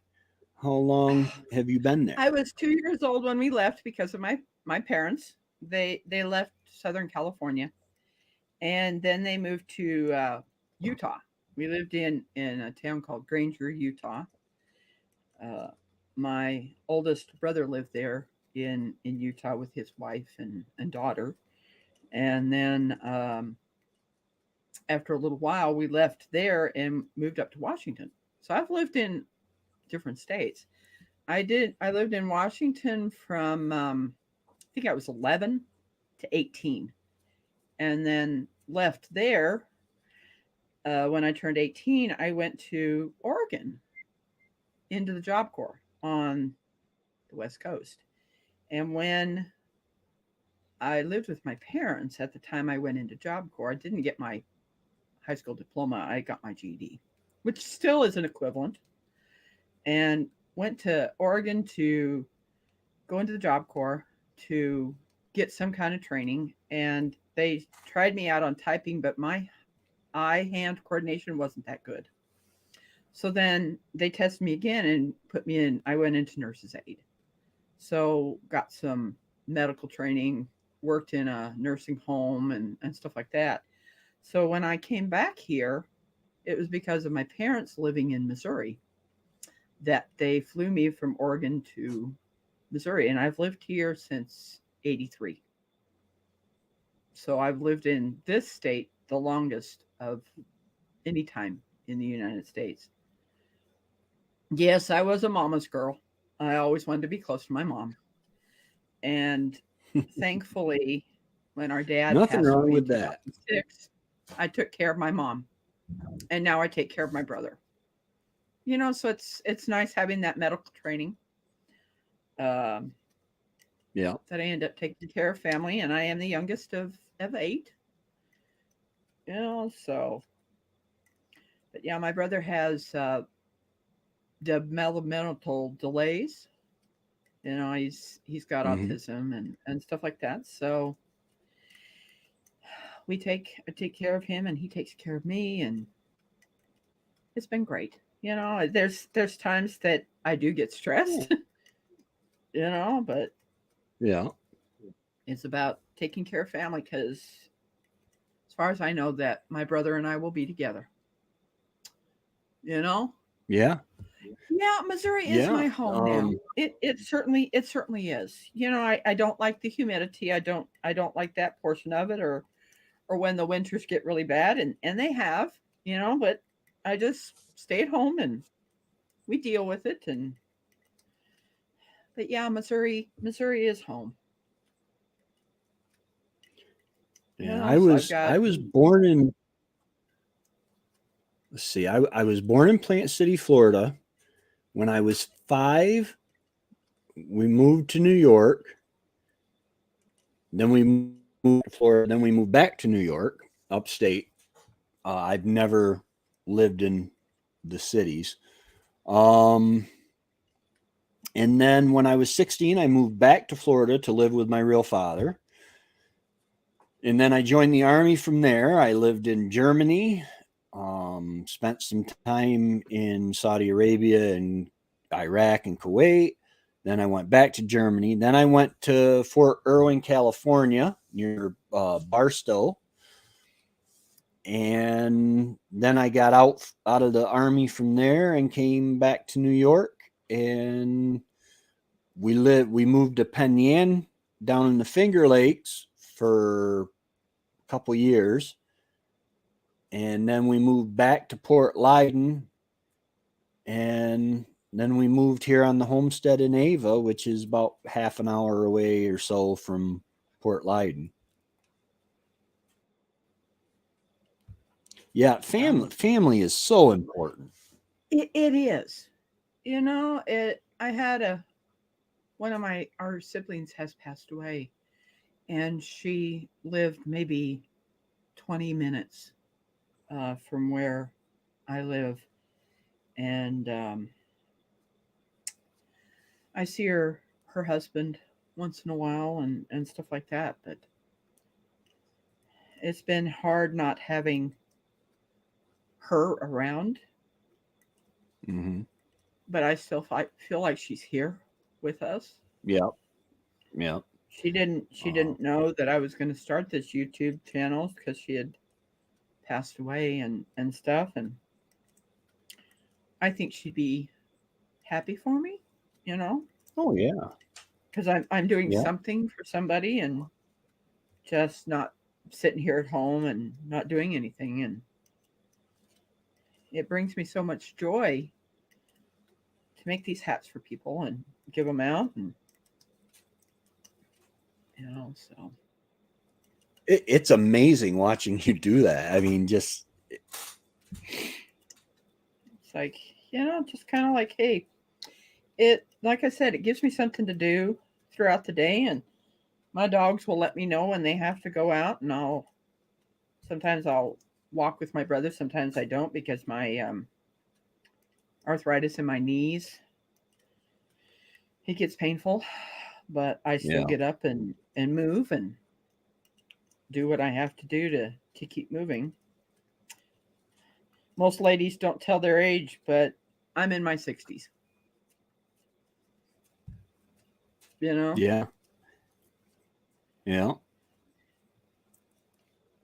So it's kind of like most people look at me and go like, no, you're not. And I'm like, okay, fine. You don't have to believe me. I know how old I am. Yeah, I miss my sister. I miss a brother that has disconnected from us that I haven't seen in 4 years. But I still think about him and hope he's doing okay. Yeah. Blue's starting to. My We've got his oldest brother. door down a little bit, and he's like sticking his head out. I don't know if he's going to crawl out or what. What are you doing, Blue? So you guys might hear a crash if he Yeah, raises his head and bumps that door.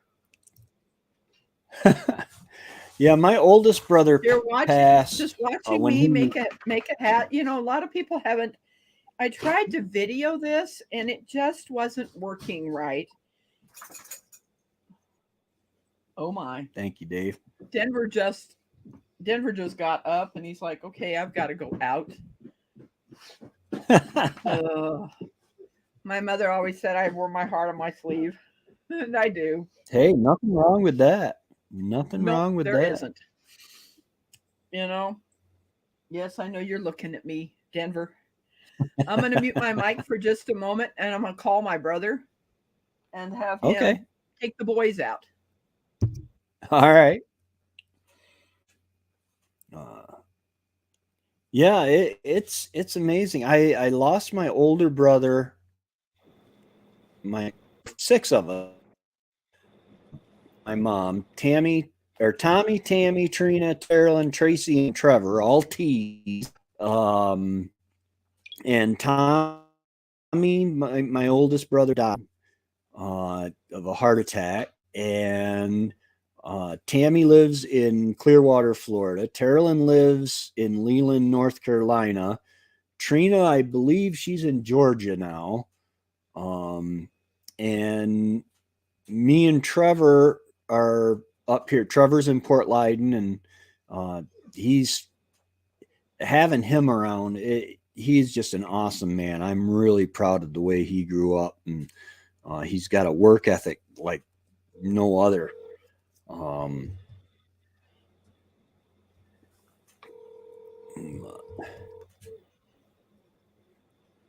your mic's not muted. I know it's not. You're hearing my brother's phone ring. Oh, okay. Oh, okay. Yeah, I know it's not muted. He didn't Okay, I just respond when didn't I know. yelled his name. Oh. And now he's not answering his phone either.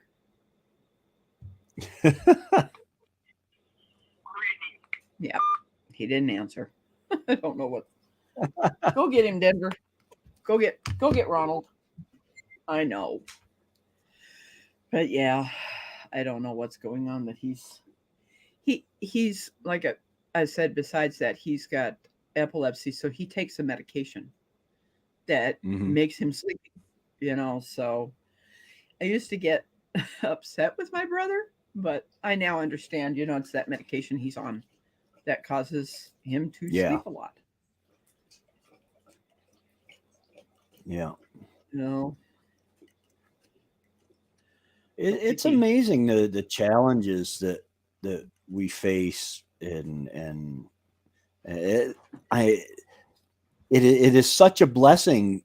I don't know your brother. I don't really know you that well, but to know that you have each other.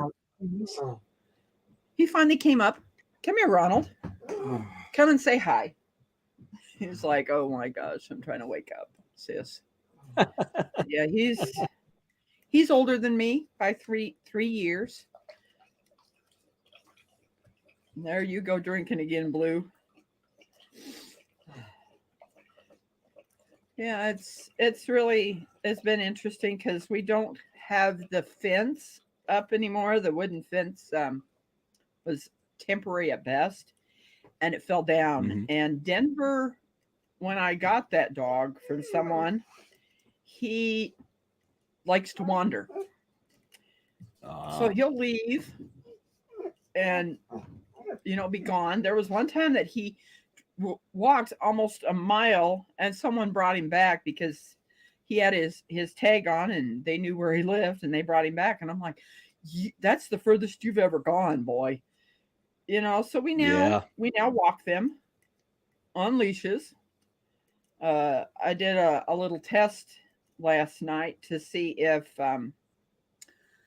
we brought him up on the porch and I left the gate open. And he had, did you have Blue? Yeah, I had Denver. And I took the retractable lead line off of him. And I told him to sit. I said, sit, stay.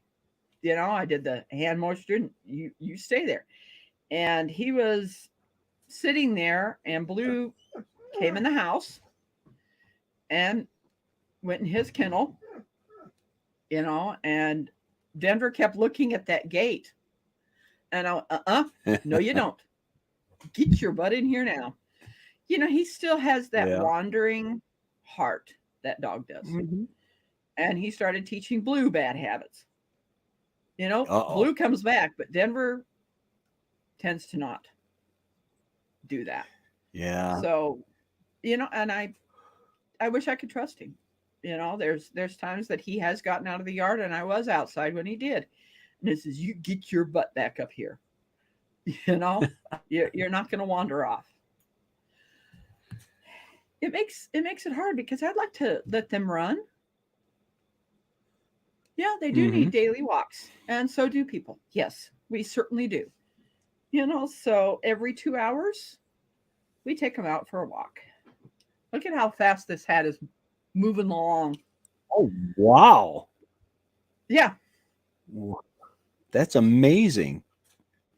you know, a lot of people are like, Uh, okay, finally I get to watch Rebecca make a hat for somebody, and but I yeah, had a my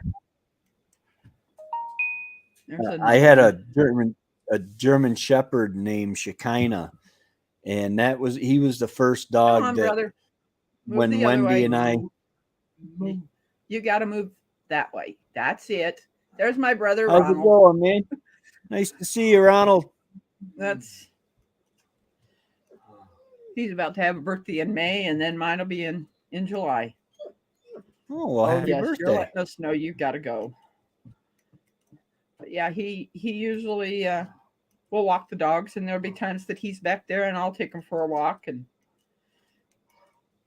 they're pretty good dogs. Yeah, So and we live on a yeah. private gravel road that will walk them Oh, down, and there's nice. this. We've got major power lines, which say that they cause cancer, and I'm like, okay, I'm not going to let it Yeah, dictate my I've got life some that up I the live in a road place here that has too. major power lines.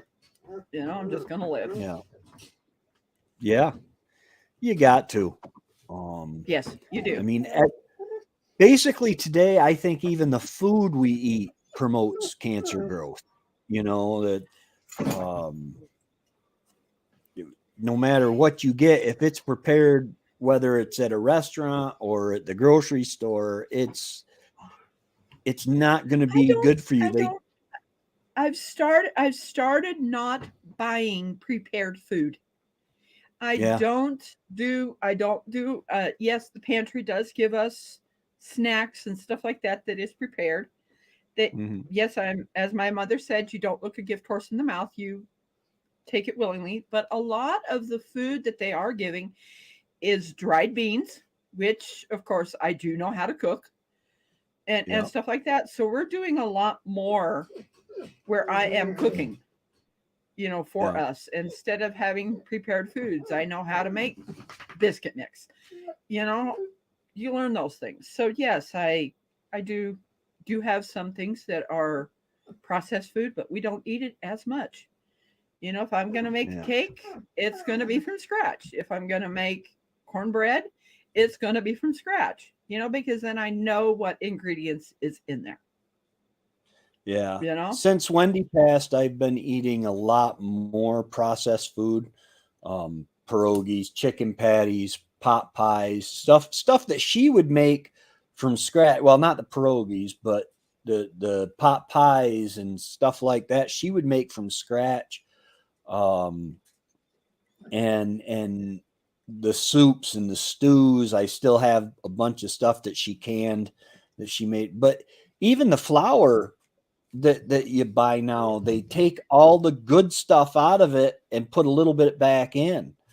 Um, I go up to the Amish community that's 30 minutes from where we live, and I get unbleached white flour.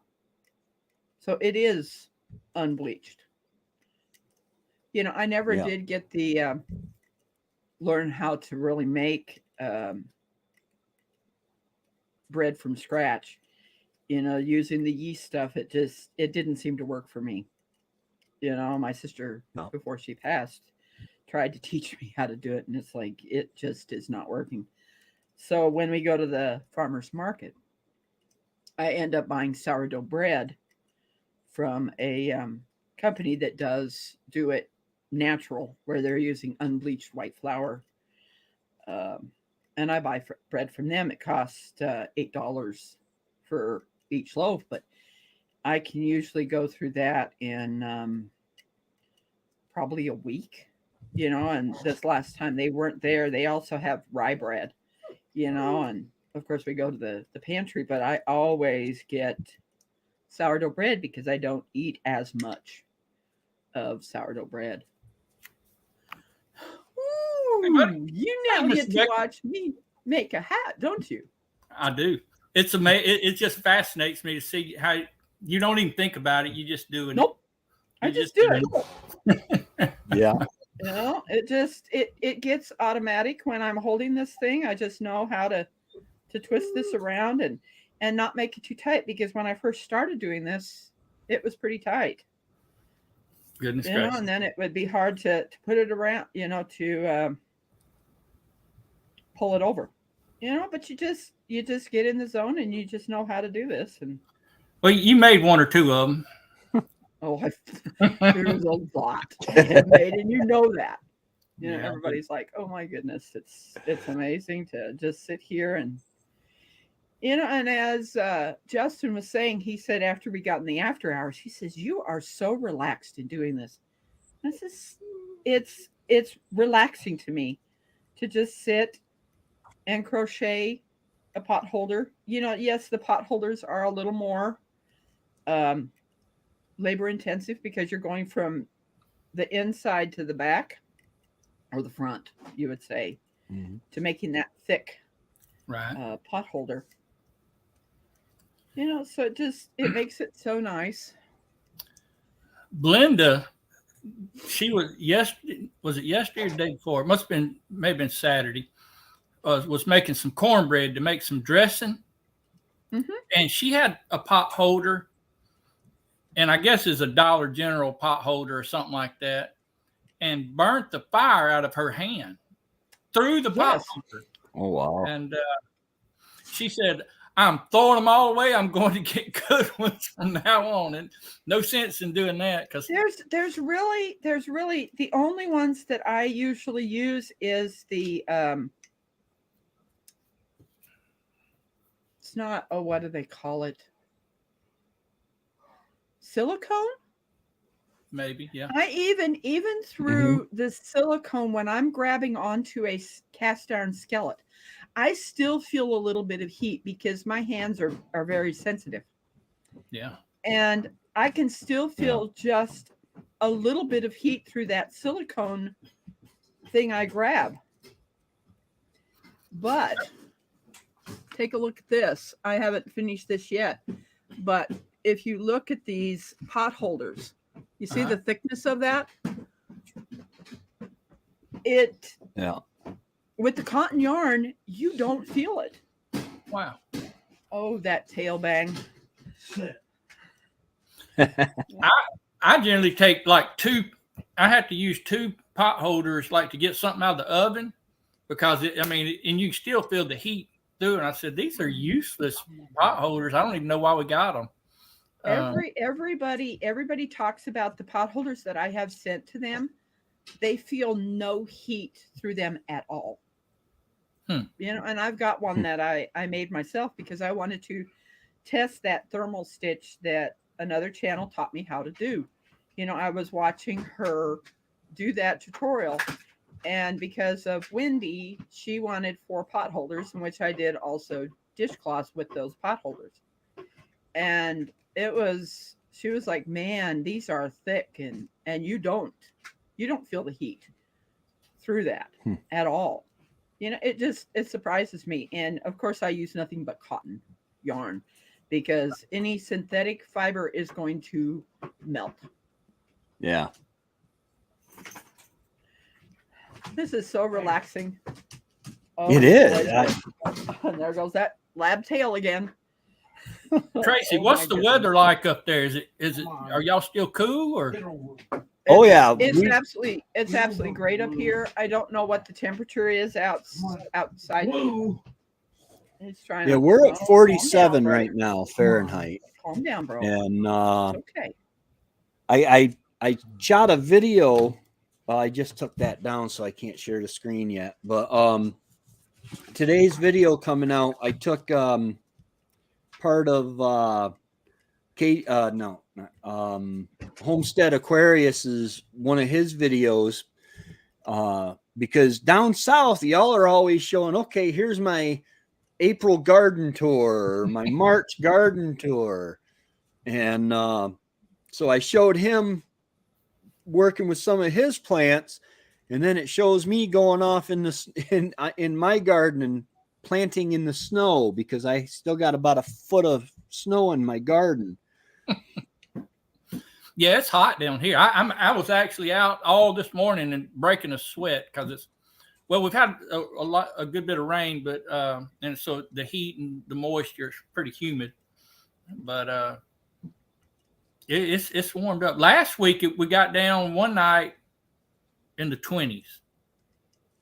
The early part of the week, I lost all my snap beans. Oh, no. I had to replant all them, which I generally I don't have to.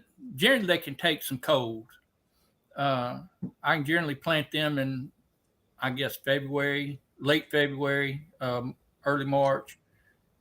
Generally late February, not having trouble. My potatoes, I can generally plant them toward the end of January, end of February 14th, somewhere around there, and generally have no trouble with my potatoes. But I mean, that cold, it got down, I guess, cold enough to. But I think my potatoes are coming back. I went out there a while ago. I actually went out there Saturday, maybe, me and my wife, and I went in between each one of the plants that had shriveled up and turned brown and planted potatoes in between them. And then I went out there today and look, and I'm seeing some green coming out. So ain't no telling how many potatoes I'll have growing out. Potatoes are pretty hardy. Yeah. Yeah, they can be. I've kind of made the choice because I've been trying to lessen my weight. I don't do a lot of white potatoes. I do sweet potatoes. I think they're a little bit healthier. Yeah. And when I do a roast at the farmer's market, I can get radishes that are this big around. They're like purple. They have ones that are called watermelon, and I can use those in my roast instead of potatoes. Yeah. And they're just as good. They don't, you would think that a radish would fall apart, but it doesn't. So it's just doing different types of vegetables in with your roast makes it taste a whole lot different. Does it soften the radishes up?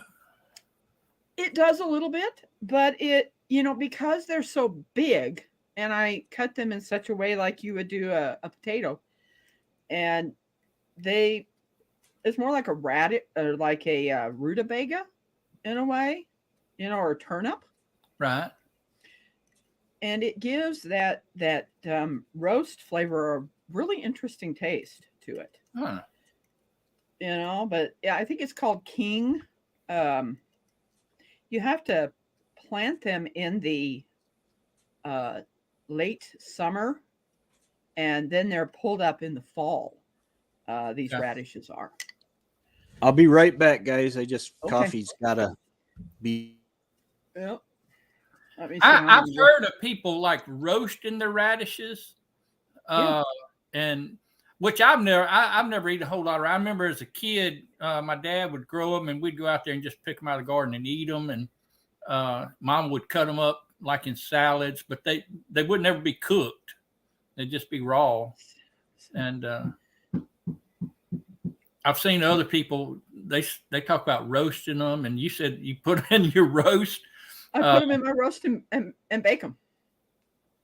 I may have to start growing me some radishes from now on then just to try out, because I mean all I ever remember is, like I said, when I was a kid, just eating them raw, and I never cared for them too much. I mean, I liked them as a kid, but they weren't anything that I and so because of being on disability, I get an EBT card.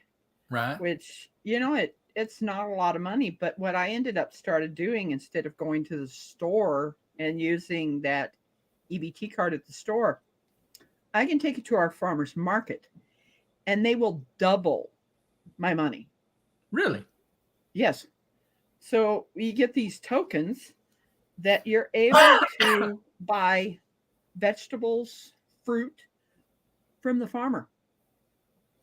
Well, that's awesome. So I took that EBT card down there and they scan it and I tell them how much I want to put on there, and they double up to $60. So you get 120. Yeah, That is awesome. and get a whole lot more money for your buck. And in fact, this month I will be going to another place that, because I am a senior, they have a voucher that will be $50 that I will be able to use at the farmer's market. And they will also match it with $50. So I'm able to buy fresh vegetables from farmers and meat and all that stuff to stretch the money that the government gives me. And it's so much healthier. You know, a lot of the places are growing organic, which to me, it doesn't really bother me if it's not. But I don't know about up there. That's in Missouri. Where's that at, Rebecca? Missouri. Missouri. Yes, Missouri. I was thinking down here, it seems like it's a good bit cheaper to go to some of these farmers markets and than it is the actual grocery store. Belinda was telling me that the other day that when they start getting their stuff in, we're gonna have to, because we don't grow like lima beans, butter beans. I'm just too old to be. Well, I say I'm too lazy. Let me put it that way. That's me. I mean, if you've ever picked butter beans or lima beans or anything like that, it's not the easiest thing in the world to dig through all that, and then you have to shell them and all that. And I can go to the farmer's market and they already got them shelled and cleaned and packaged in a big old bag for me. All I got to do is pretty much put them up. Yeah. I'm all about that. Yeah. My mom, we go to the farmers markets, but they don't open until, I don't know, the growing season doesn't really start here till May. Right. But so it's usually end of June when the farmers markets really start kicking off. But we have a lot of the Amish that sell at the farmers markets, and they do everything natural with, because they have horses and why buy chemical fertilizer, when you can, when you got horses. Right. But and they know what they're feeding their horses and everything too. Yeah. And I'm doing the global gardening and homesteading, basically Shed Wars is what it used to be called, this year. So I'm going to be growing a lot, and anything I buy, I can't count that weight. So, in the stores, you get Brussels sprouts, but they're not on the stem. Going to the farmer's market, you get them on the stem. Yeah. And it's interesting. I never knew how they really grew, and it's so nice because my sister Judy got me started in roasting Brussels sprouts instead of steaming them. Right. With whole cloves of garlic and red onions. And oh my gosh, it's so good. That sounds good. I love Brussels sprouts. I call them little cabbage. Yep, baby cabbage. They are in the cabbage family. Are they? Yes. I really enjoy them. I do. I got a lady that at church, when every now and then we'll like once a month we'll have like where we bring food and everything, and I always get her to bring me some Brussels sprouts because they spoil me. Yeah, I'm gonna try to grow some this year, but I think I'm gonna. I don't know. I'm scared now because I know I'm gonna have to up pot. I planted 50 cells of tomatoes, and I'm gonna have to up pot them. And I don't have a whole lot of room that I can set aside for. I mean, I just got basically that corner back behind me that I can use to store them.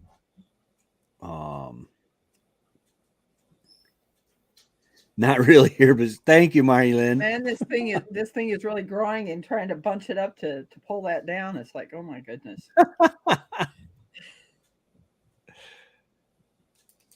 This is going to be so nice and warm for your head, and can't wait. And like I said, it'll get shipped out today. Oh, I don't sweet. know how much that. There's one package that's going. Well, there's two packages going outside of the United States. Is one's going to Canada, and the other one is going to Tasmania. Oh, wow. Yeah, this will be my first international ship over the seas, and that's Nice. going to the Radio Jonesy. He was the first person that came on there, and I made his hat, and then of course I made his wife's hat off camera, and so she'll be getting one. They're the ones that won the pot holders with Wendy at Willoway Ranch, and Okay. they were like, "Oh my gosh, they are so nice." You know, he was one of the people that said, "You know, my wife's hands are not getting hot anymore with those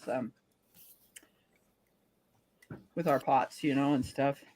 I'm gonna drop off here. My Yeah. phone is going crazy over here, so I need to get and check on All some right. folks. But hey, look, I just All wanted to right. pop up.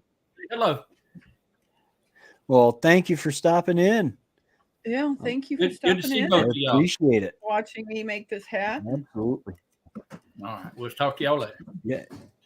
All right. Have a good one, Chuck. It's kind of like I'm on your live making your hat. And that's how I've done it in the past. You know, when people have just done their stream, I'd just start sitting there and then I'd raise it up and say, "Your hat's done," and they go, "What?" Like just shocked. You know, they didn't realize that I was making it while I was sitting on their panel. Just kind of blow their mind, like, "You did that?" Yes, I did. Well, you do. You just make it look so easy. Well, as time goes on with that twisting, you know, with the wrist, I have to take a break in between, and you know, I'll Yeah. do like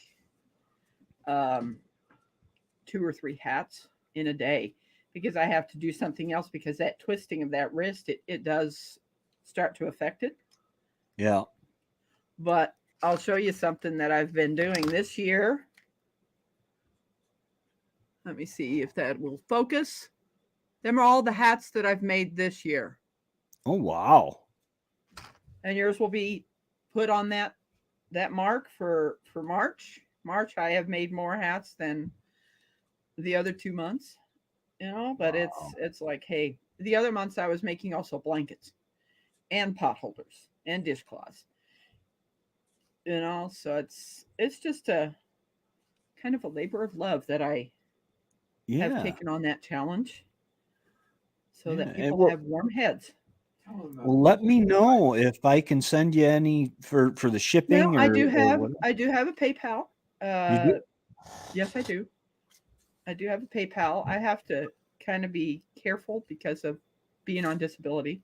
You Yeah. know, I did it where it would go straight to a card, and you know, and I can show them the receipts Yeah. of the yarn that I've paid for, of the shipping. You know, I keep all of those receipts, so if they ever say anything about it, I'm going to say, "Hey, this is reimbursement for a Yeah. gift." You It's know, not like you're hiding it any. You're doing it no, on, you're on my channel. Fives of people will see you. correct.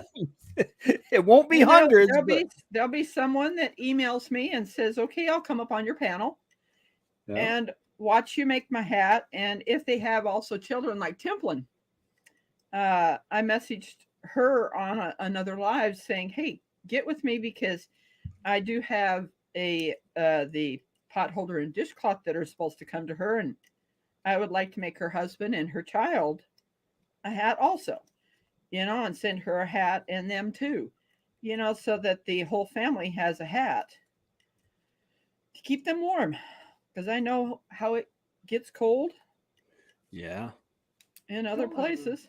Tell them about the email that you received. Oh, I already did, Ronald. Ah, My brother was asking me, tell him about the email you received, and it warms my heart that this one person that is going to be getting a hat for me, he was talking about his grandmother. You know, and I think what this does is it restores the faith that there's someone out there that I may have never met you, but I still care about you. Yeah. Yeah. You know, Absolutely. and trust me, these hats are not like what you get in the store. Wait until you feel the thickness of this. It's like, oh my goodness. Yeah, I remember my mom Theirs is Yeah. made with a machine. back when we were Yes. we'd have to put on these big snowsuits, one piece snowsuits to go outside and play in the snow, and we'd be out there all day long, and we'd come in and take off all this stuff, and we didn't realize it was cold outside because we were dressed properly with the knit caps and the knit socks, and I even remember putting bread bags over the outside of our socks Yes. in our boots. You don't want your extremities to get cold. Right.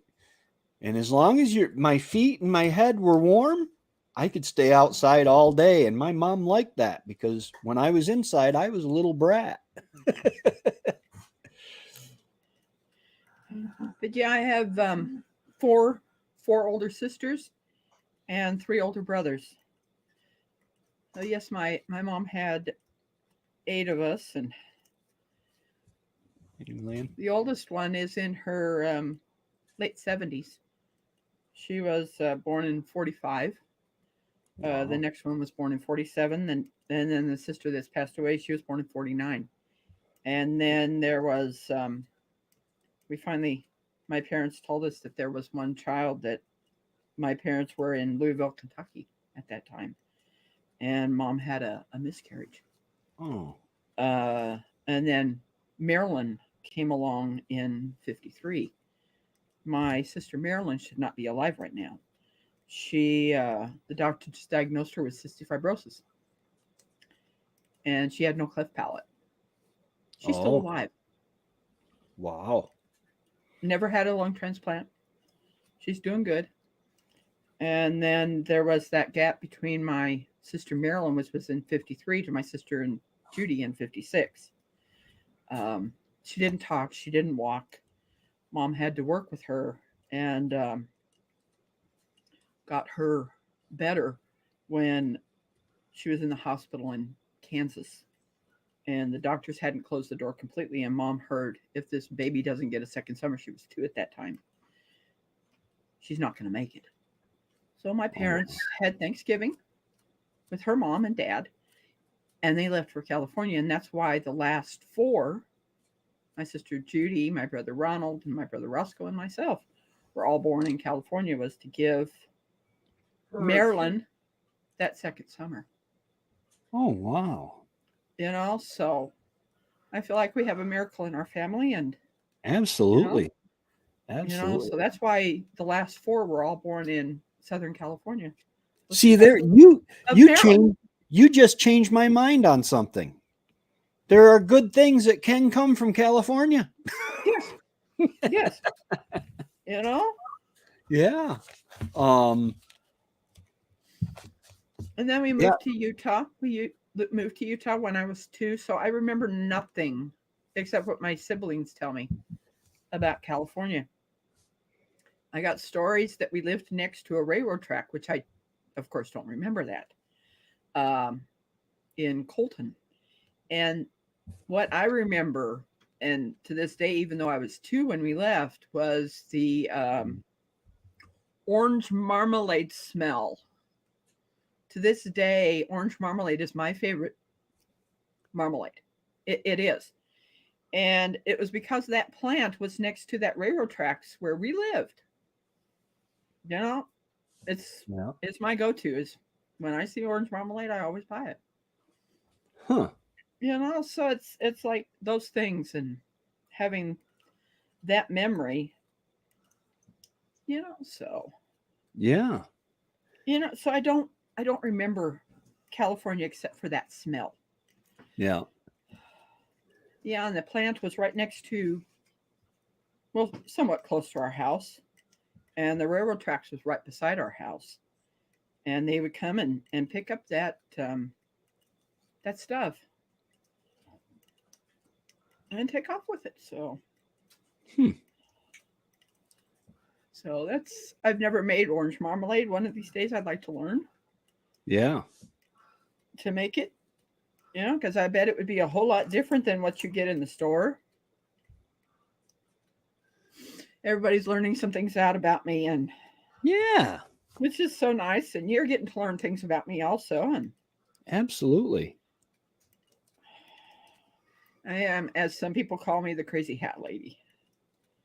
Hey, Or if you got to be something, you might as well be crazy. I may as well be crazy making hats. But yeah, my mail call is about Dave Collier. He, I guess he sent me a new sticker. Oh, nice.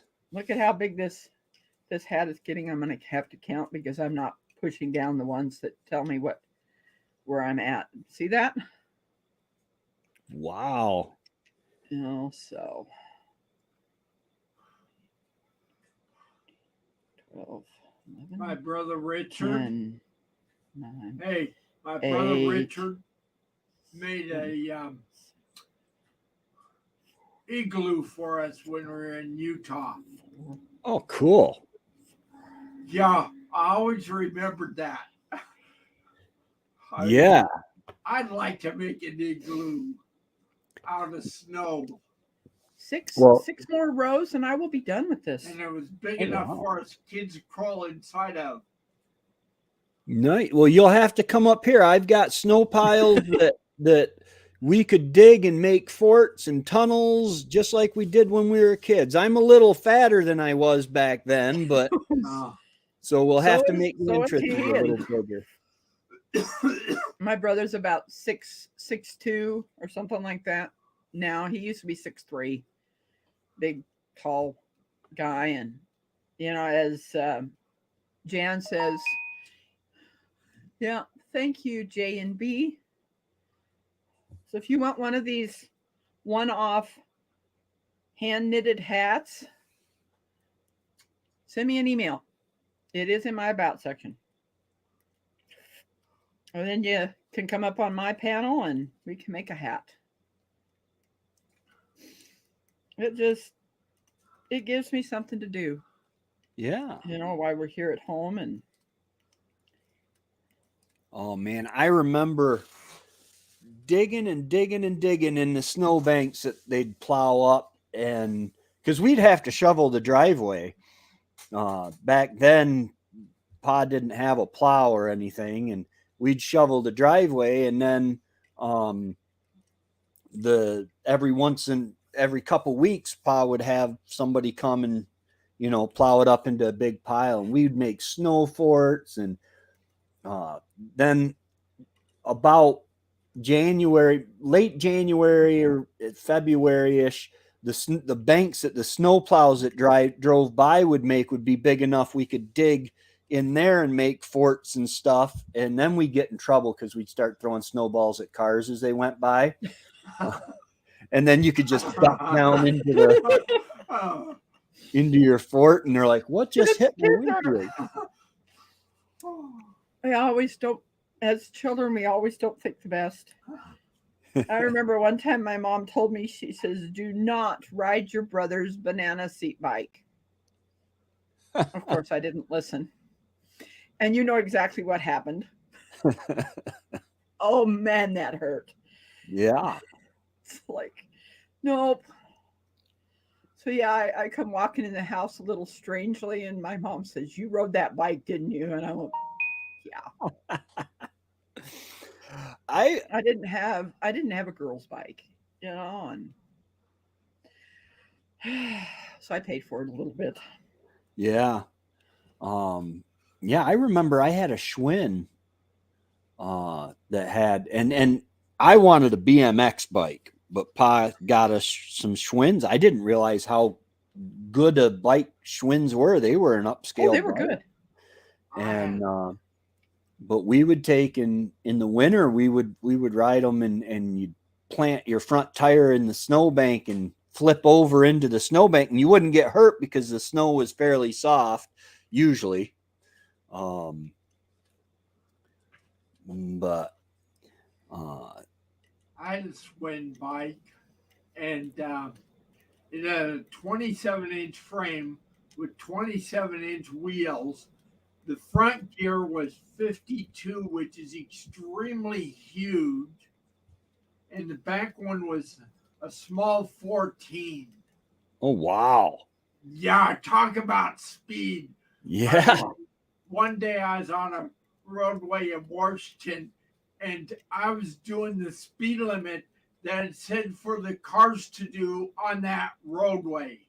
That's awesome, man. Yeah, 40 plus miles an hour. And I Wow. looked down at the speedometer and I just froze and just kept pedaling. I couldn't believe I was going that fast, and the cars were still passing me. Wow. Yeah, so they must have been doing some pretty darn good speeds. But Or- it just blows your mind how fast you can go on a bike. Yeah. Last time I rode a bike, What are you doing, bro? last time I rode a bike, oh man, it was years ago. Let's see. Gene says we never rode a bike. We had horses. We didn't get to ride them until the chores were done, and most of the time that never happened. Yeah. I would love to have a horse. I just don't have the facilities to. I mean, I could make a pasture or arrange it with the Amish down the road to be able to use one of their pastures or something, I'm sure. But They take a lot of work. You've got to bond with them. I mean, because they've got to know that you're not going to get them hurt. It's like these dogs. The 2 dogs I have, they have to learn to trust you. yeah, And I have definitely found that Blue trusts me a whole lot more than what Denver does. It's him being a dog that wandered. Finding that connection with somebody is hard for a dog that likes to wander. But he's getting better. I mean, he's like 7 or 8. We don't know how old he is. They kind of guess, but no really definitive guessing what his age is. right.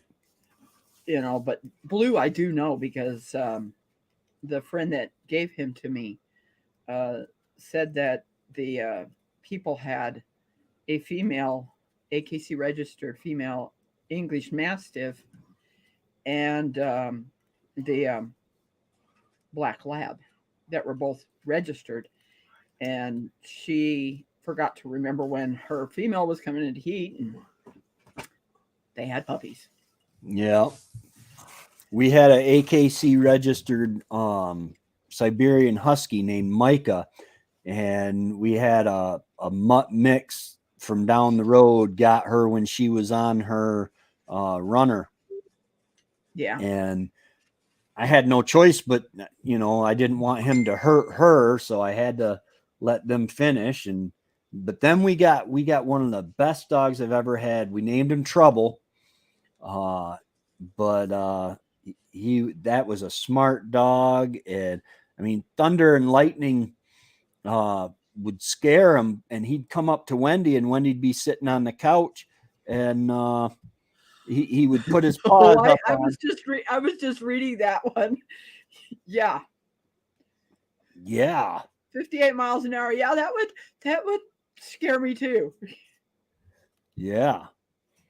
But and Wendy'd say, "Okay, let's pray," and he would cross his paws on her lap and put his head down, and she would pray with him, and then he was fine after that, even with the thunder and lightning. I had Siberian Huskies also, and not being a very active person because of arthritis issues, I would have to take it's called a web lead, and let them run around and put harnesses on them and give them that chance to run, because they are a very, very active dog. Yeah. If you don't keep them busy, they'll. You got to keep their mind occupied. Oh, definitely. I went and picked up some at a pet food store, some water buffalo horns that these dogs are chewing on, which are really good for them. Mm-hmm. So they get to chew on those, and and I throw balls for them and play with them that way. And wow, look at how long this thing's getting. Wow. Thank you for letting me do this on your live, and Well, everybody gets to watch this beautiful yeah. hat being made. And Yeah, that's awesome. So I just can't believe how easy you make it look. I mean, it is easy. The hardest thing about doing these is making sure that you don't pull this so tight that you're wrapping it around loosely, so that it makes it easy to move the next one over to making these hats. now, how many times do you wrap it around each post? There is 48 pegs on this one. Okay. And how many you just wrap it once around each peg? Once around each peg. And then you bring the bottom one up to the Over. top and slide the top one down. Down. Yes. I'm going to have to get me one of those. I'll never be as good at it as you are, though. Yes. As you practice more, you could even use cotton yarn on this to make a bag to go to the store to put your groceries in, instead of using something. The yarn that's is acrylic, so it is a man-made fiber, and you make sure that it says with one of these, it says to lay it flat or do something like that. But I think in a dryer, you could end up using delicate, which is a lower heat, to still be able to dry this, because nobody has told me that they've had any problems with their hats. But I'm going to go ahead and count this one more time and see where I'm at, to see if I've gotten enough. 1, 2, 3, 5, 6,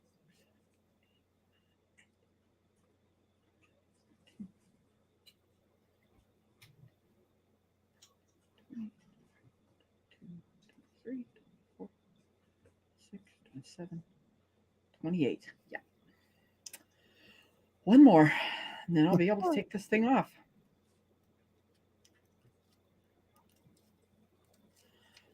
And everybody's going to get to see how I take these off, because someone tried to, without knowing how to do that. There's 2 different ways to taking this off. And when we first started learning how to do these, is you would cut a section of the yarn off, and then you would take a darning needle, and pull it through. I don't do it that way anymore, because they taught a new way where you're not wasting a piece of yarn about this long.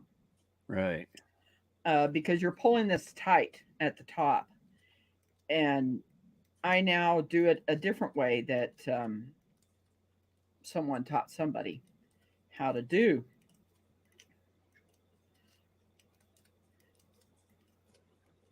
This is so beautiful, just seeing what the pattern is on this. Now,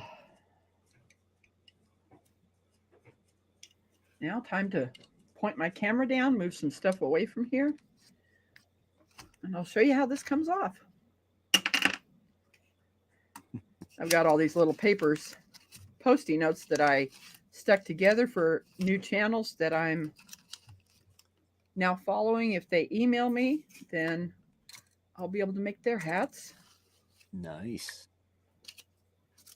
But yeah, it's the one that I'm going to be sending to is Beefer Baron. His package is sitting over here getting ready to be shipped. But see the peg there? It has that yarn on it. I take that off. And here, I'm gonna put you up on. Okay, solo. Okay. Or actually, yeah, that's And what here we go. Putting that down there. I do this. I bend it, or I make a loop. I'm going to put that over that first peg, and I just pass this over, and then I take this off and pull it up. So you're basically just weaving this off of here me see here. There we go. Put this back over. Pull this, take it off. And you just keep doing that all the way around to each 48 peg. And it just takes these hats off, and then you pull it.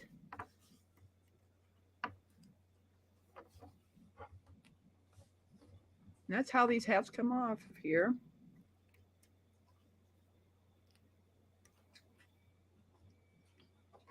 Make sure I'm getting the right ones. Yep, there it is.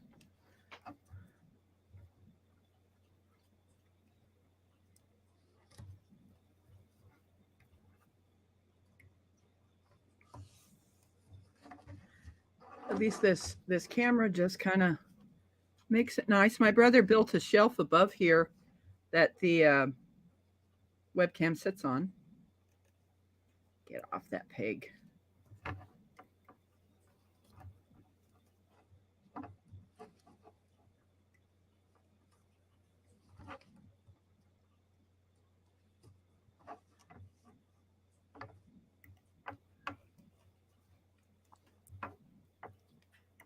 There's been times that I have poked myself with that. As you can see, Yeah. it's pretty sharp. Yeah. There we go. That's a little easier having it sit there because it kept moving back and forth. Just pull it down here. Now I got to move this out of the way and pull it over here. And I just pull this up. See how it feeds up through there? Yeah.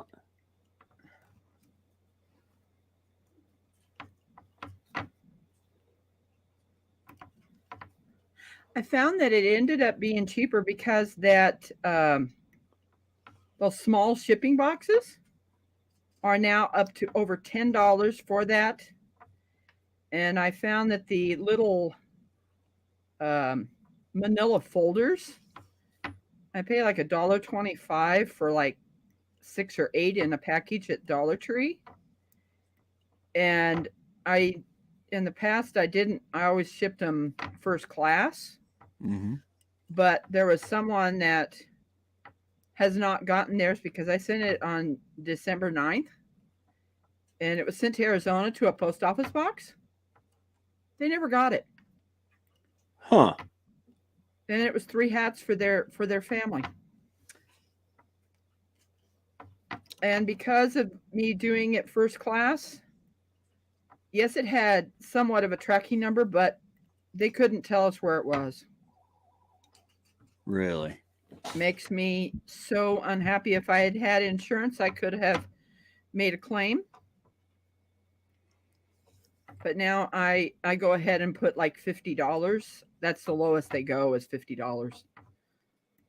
So it still costs less than shipping it in the little box Right.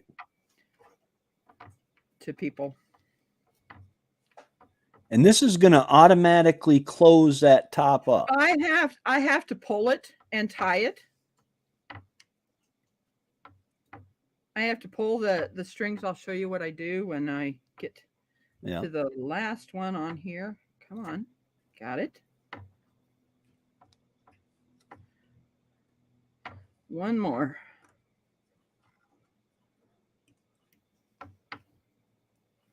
And now it's off.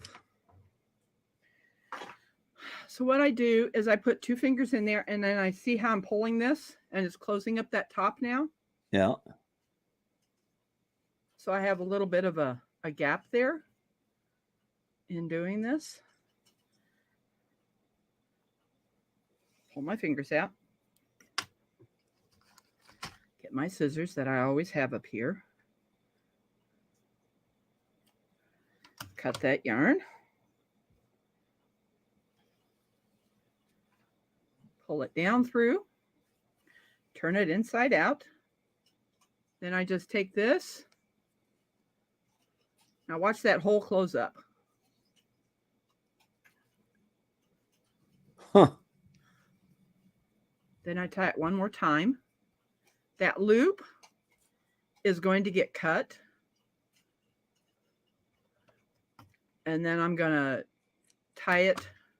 See, I pull this, take this one, and I tied this one twice.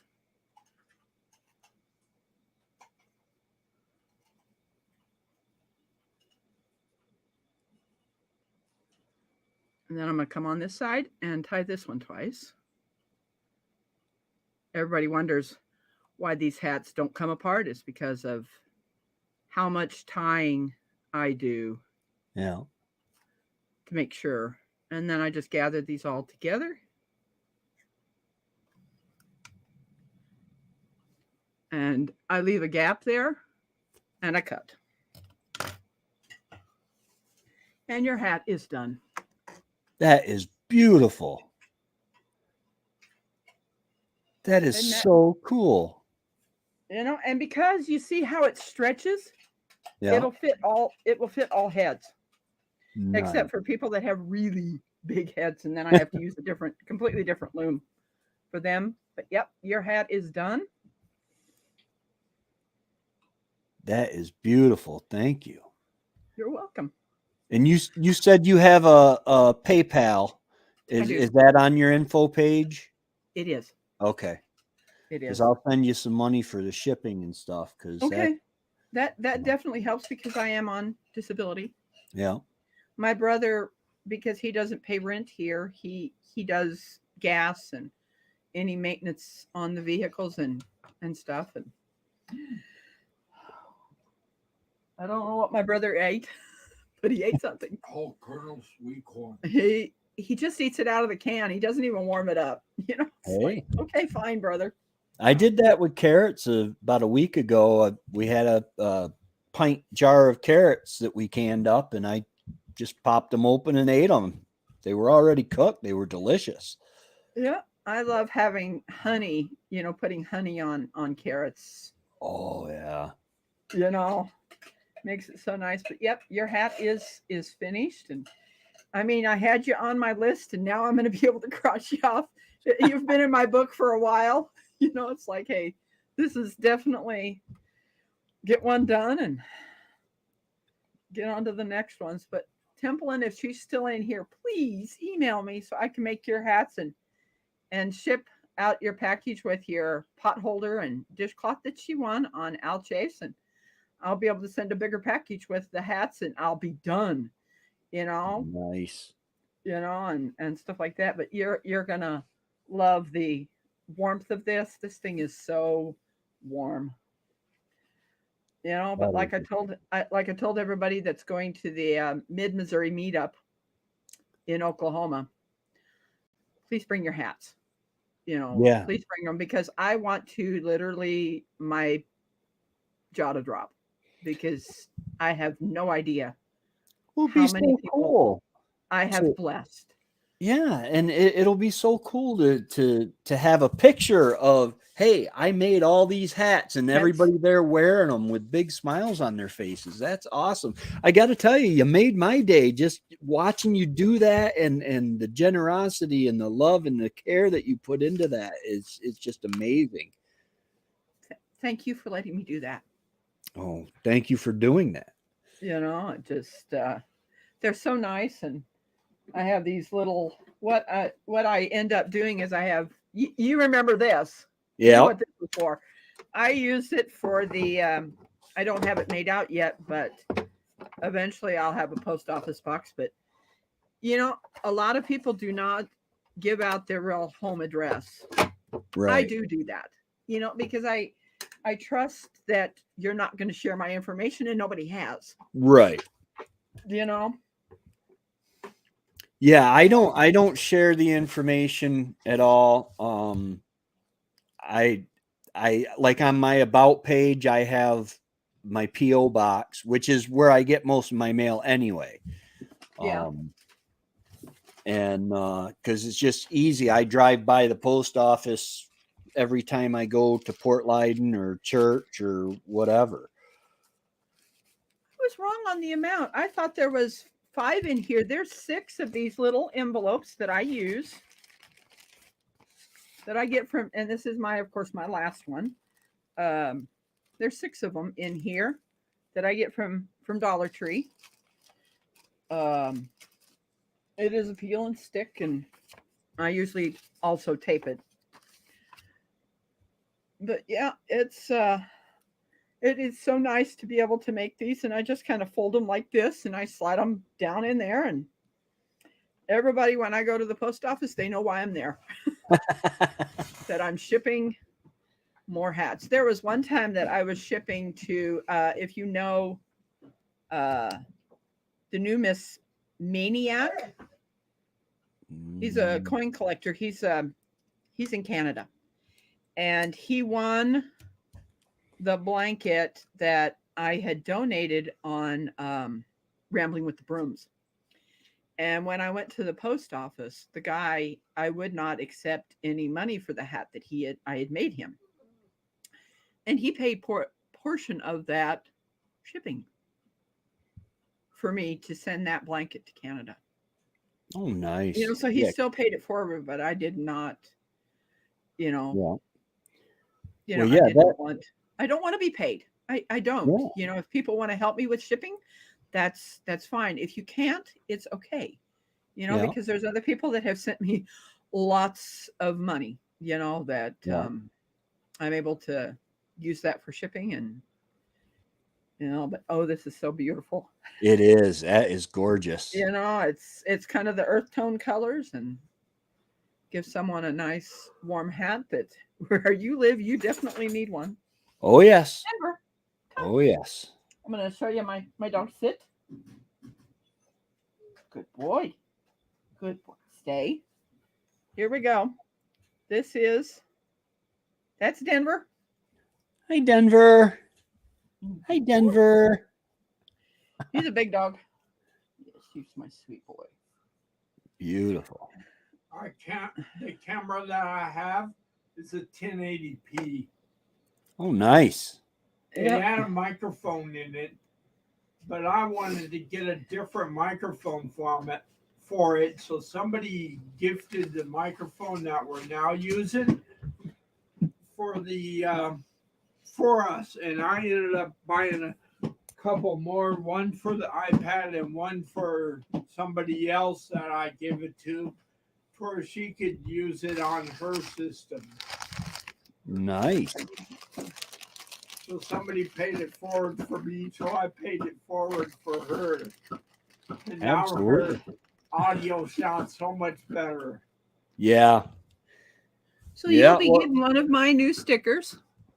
Oh, cool. I'll put it on the sticker wall. Yeah. I got You'll be my able new to put it sticker up wall. there. Yeah. Sweet. Blue, you need to quiet your tail. That is so great. Well, thank Everybody, you for that. you're welcome. If anybody wants a hat, email me. And I have this, I'm not sure where my book is right now, but I have this book that I write everybody's name down in, their address, to be able to ship these to them. But yeah, you see all that yarn back there. I've got all those containers up there. Look at, Yeah. I've got them on that shelf and that shelf. There's more back in my bedroom. See all of those? That's Oh, full wow. of, the one on the bottom is baby yarn for making baby blankets. The next one is different mixed yarns. And then I've got those containers. I will be filling those containers and taking those with us when we go up to Oklahoma. That if someone wants their custom colors, Oh, I'll make those hats for them while I'm there. Oh, And also cool. bringing cotton so that I can make pot holders and dishcloths too. Oh, nice. No blankets. I'm not going to probably be making blankets while I'm there. Oh, that's a long-term style, Well, a week or the so, one- maybe. The one that was given away for the men on Al Chafes, I did in 3 days Oh, wow. from start to finish. And I would go up on lives, and I would just keep adding to that blanket and finishing it. And it was of course as tall as my brother. It's 48 inches wide by 6'2". Wow. So it was much longer than what it was supposed to be. you know, so, but yeah, the first one took me a little bit longer because I wasn't working on it exclusively, you know, and making this. Cool. I am so glad you let me do this. Oh, I am so glad you did it. And it makes it, I don't know what it is, but when I'm talking to somebody and I'm just, you know, up on somebody's panel, it goes so much faster than Yeah. just sitting here. Blue, quiet. He's like, Mom, I want your attention. He always does that. Yeah, my cats are cuddling the wood stove. My boys. All right. Well, I'm I gonna love my dogs. They're Yeah. so they bring you so much joy. Hi, sweetie. absolutely. Yes, you're a good boy. All right. Well, I'm gonna go ahead and get off here. I got to go out and take care of the chickens. But I don't have chickens. I don't know what the dogs would do if I brought chickens. And yes, I do live in the country, but you know, my yard's not very big. Yes, I could probably have chickens, but yeah. I choose not to because Well, then I wouldn't be able. Who would take care of them if we went? Yeah, that it's hard when you have It is hard. farm animals. You have to have somebody to take care of them. Well, I've seen some people that had a watering system that would filter down into something. Oh, no. Relax. Yeah. How long have you? Oh my gosh, over 2 hours you've been on. Almost 3. That's okay. I need the watch hours. You need the watch hours. Yeah. You know, and you know, I was like I said, I was getting ready to do my own live. You know, so I could do that mail call for Dave Collier, and I still may do that today. You know, Okay. just pop up and see how many people show up and I'll watch keep me an do eye my out mail for call. it. But yeah, I will- so be watching for a pop up if I'm going to do something. All It's right. now 1:00 here, which you're probably 2:00 there. Yep. 1:45. Yeah. Yeah, I'm at 12:45 here, and thank you. Thank you so much. Tracy, so much for letting me do this on your own live, and Oh, I not will a get problem. this hat shipped out today, and I'll go to your about section and All get right. that. Yeah, I put my PO box down at the bottom of the about section. I believe it is. Okay, that's great. All right. Thank you And so much. You're welcome. You All have right. a great day, You too, and God bless. and God bless you too.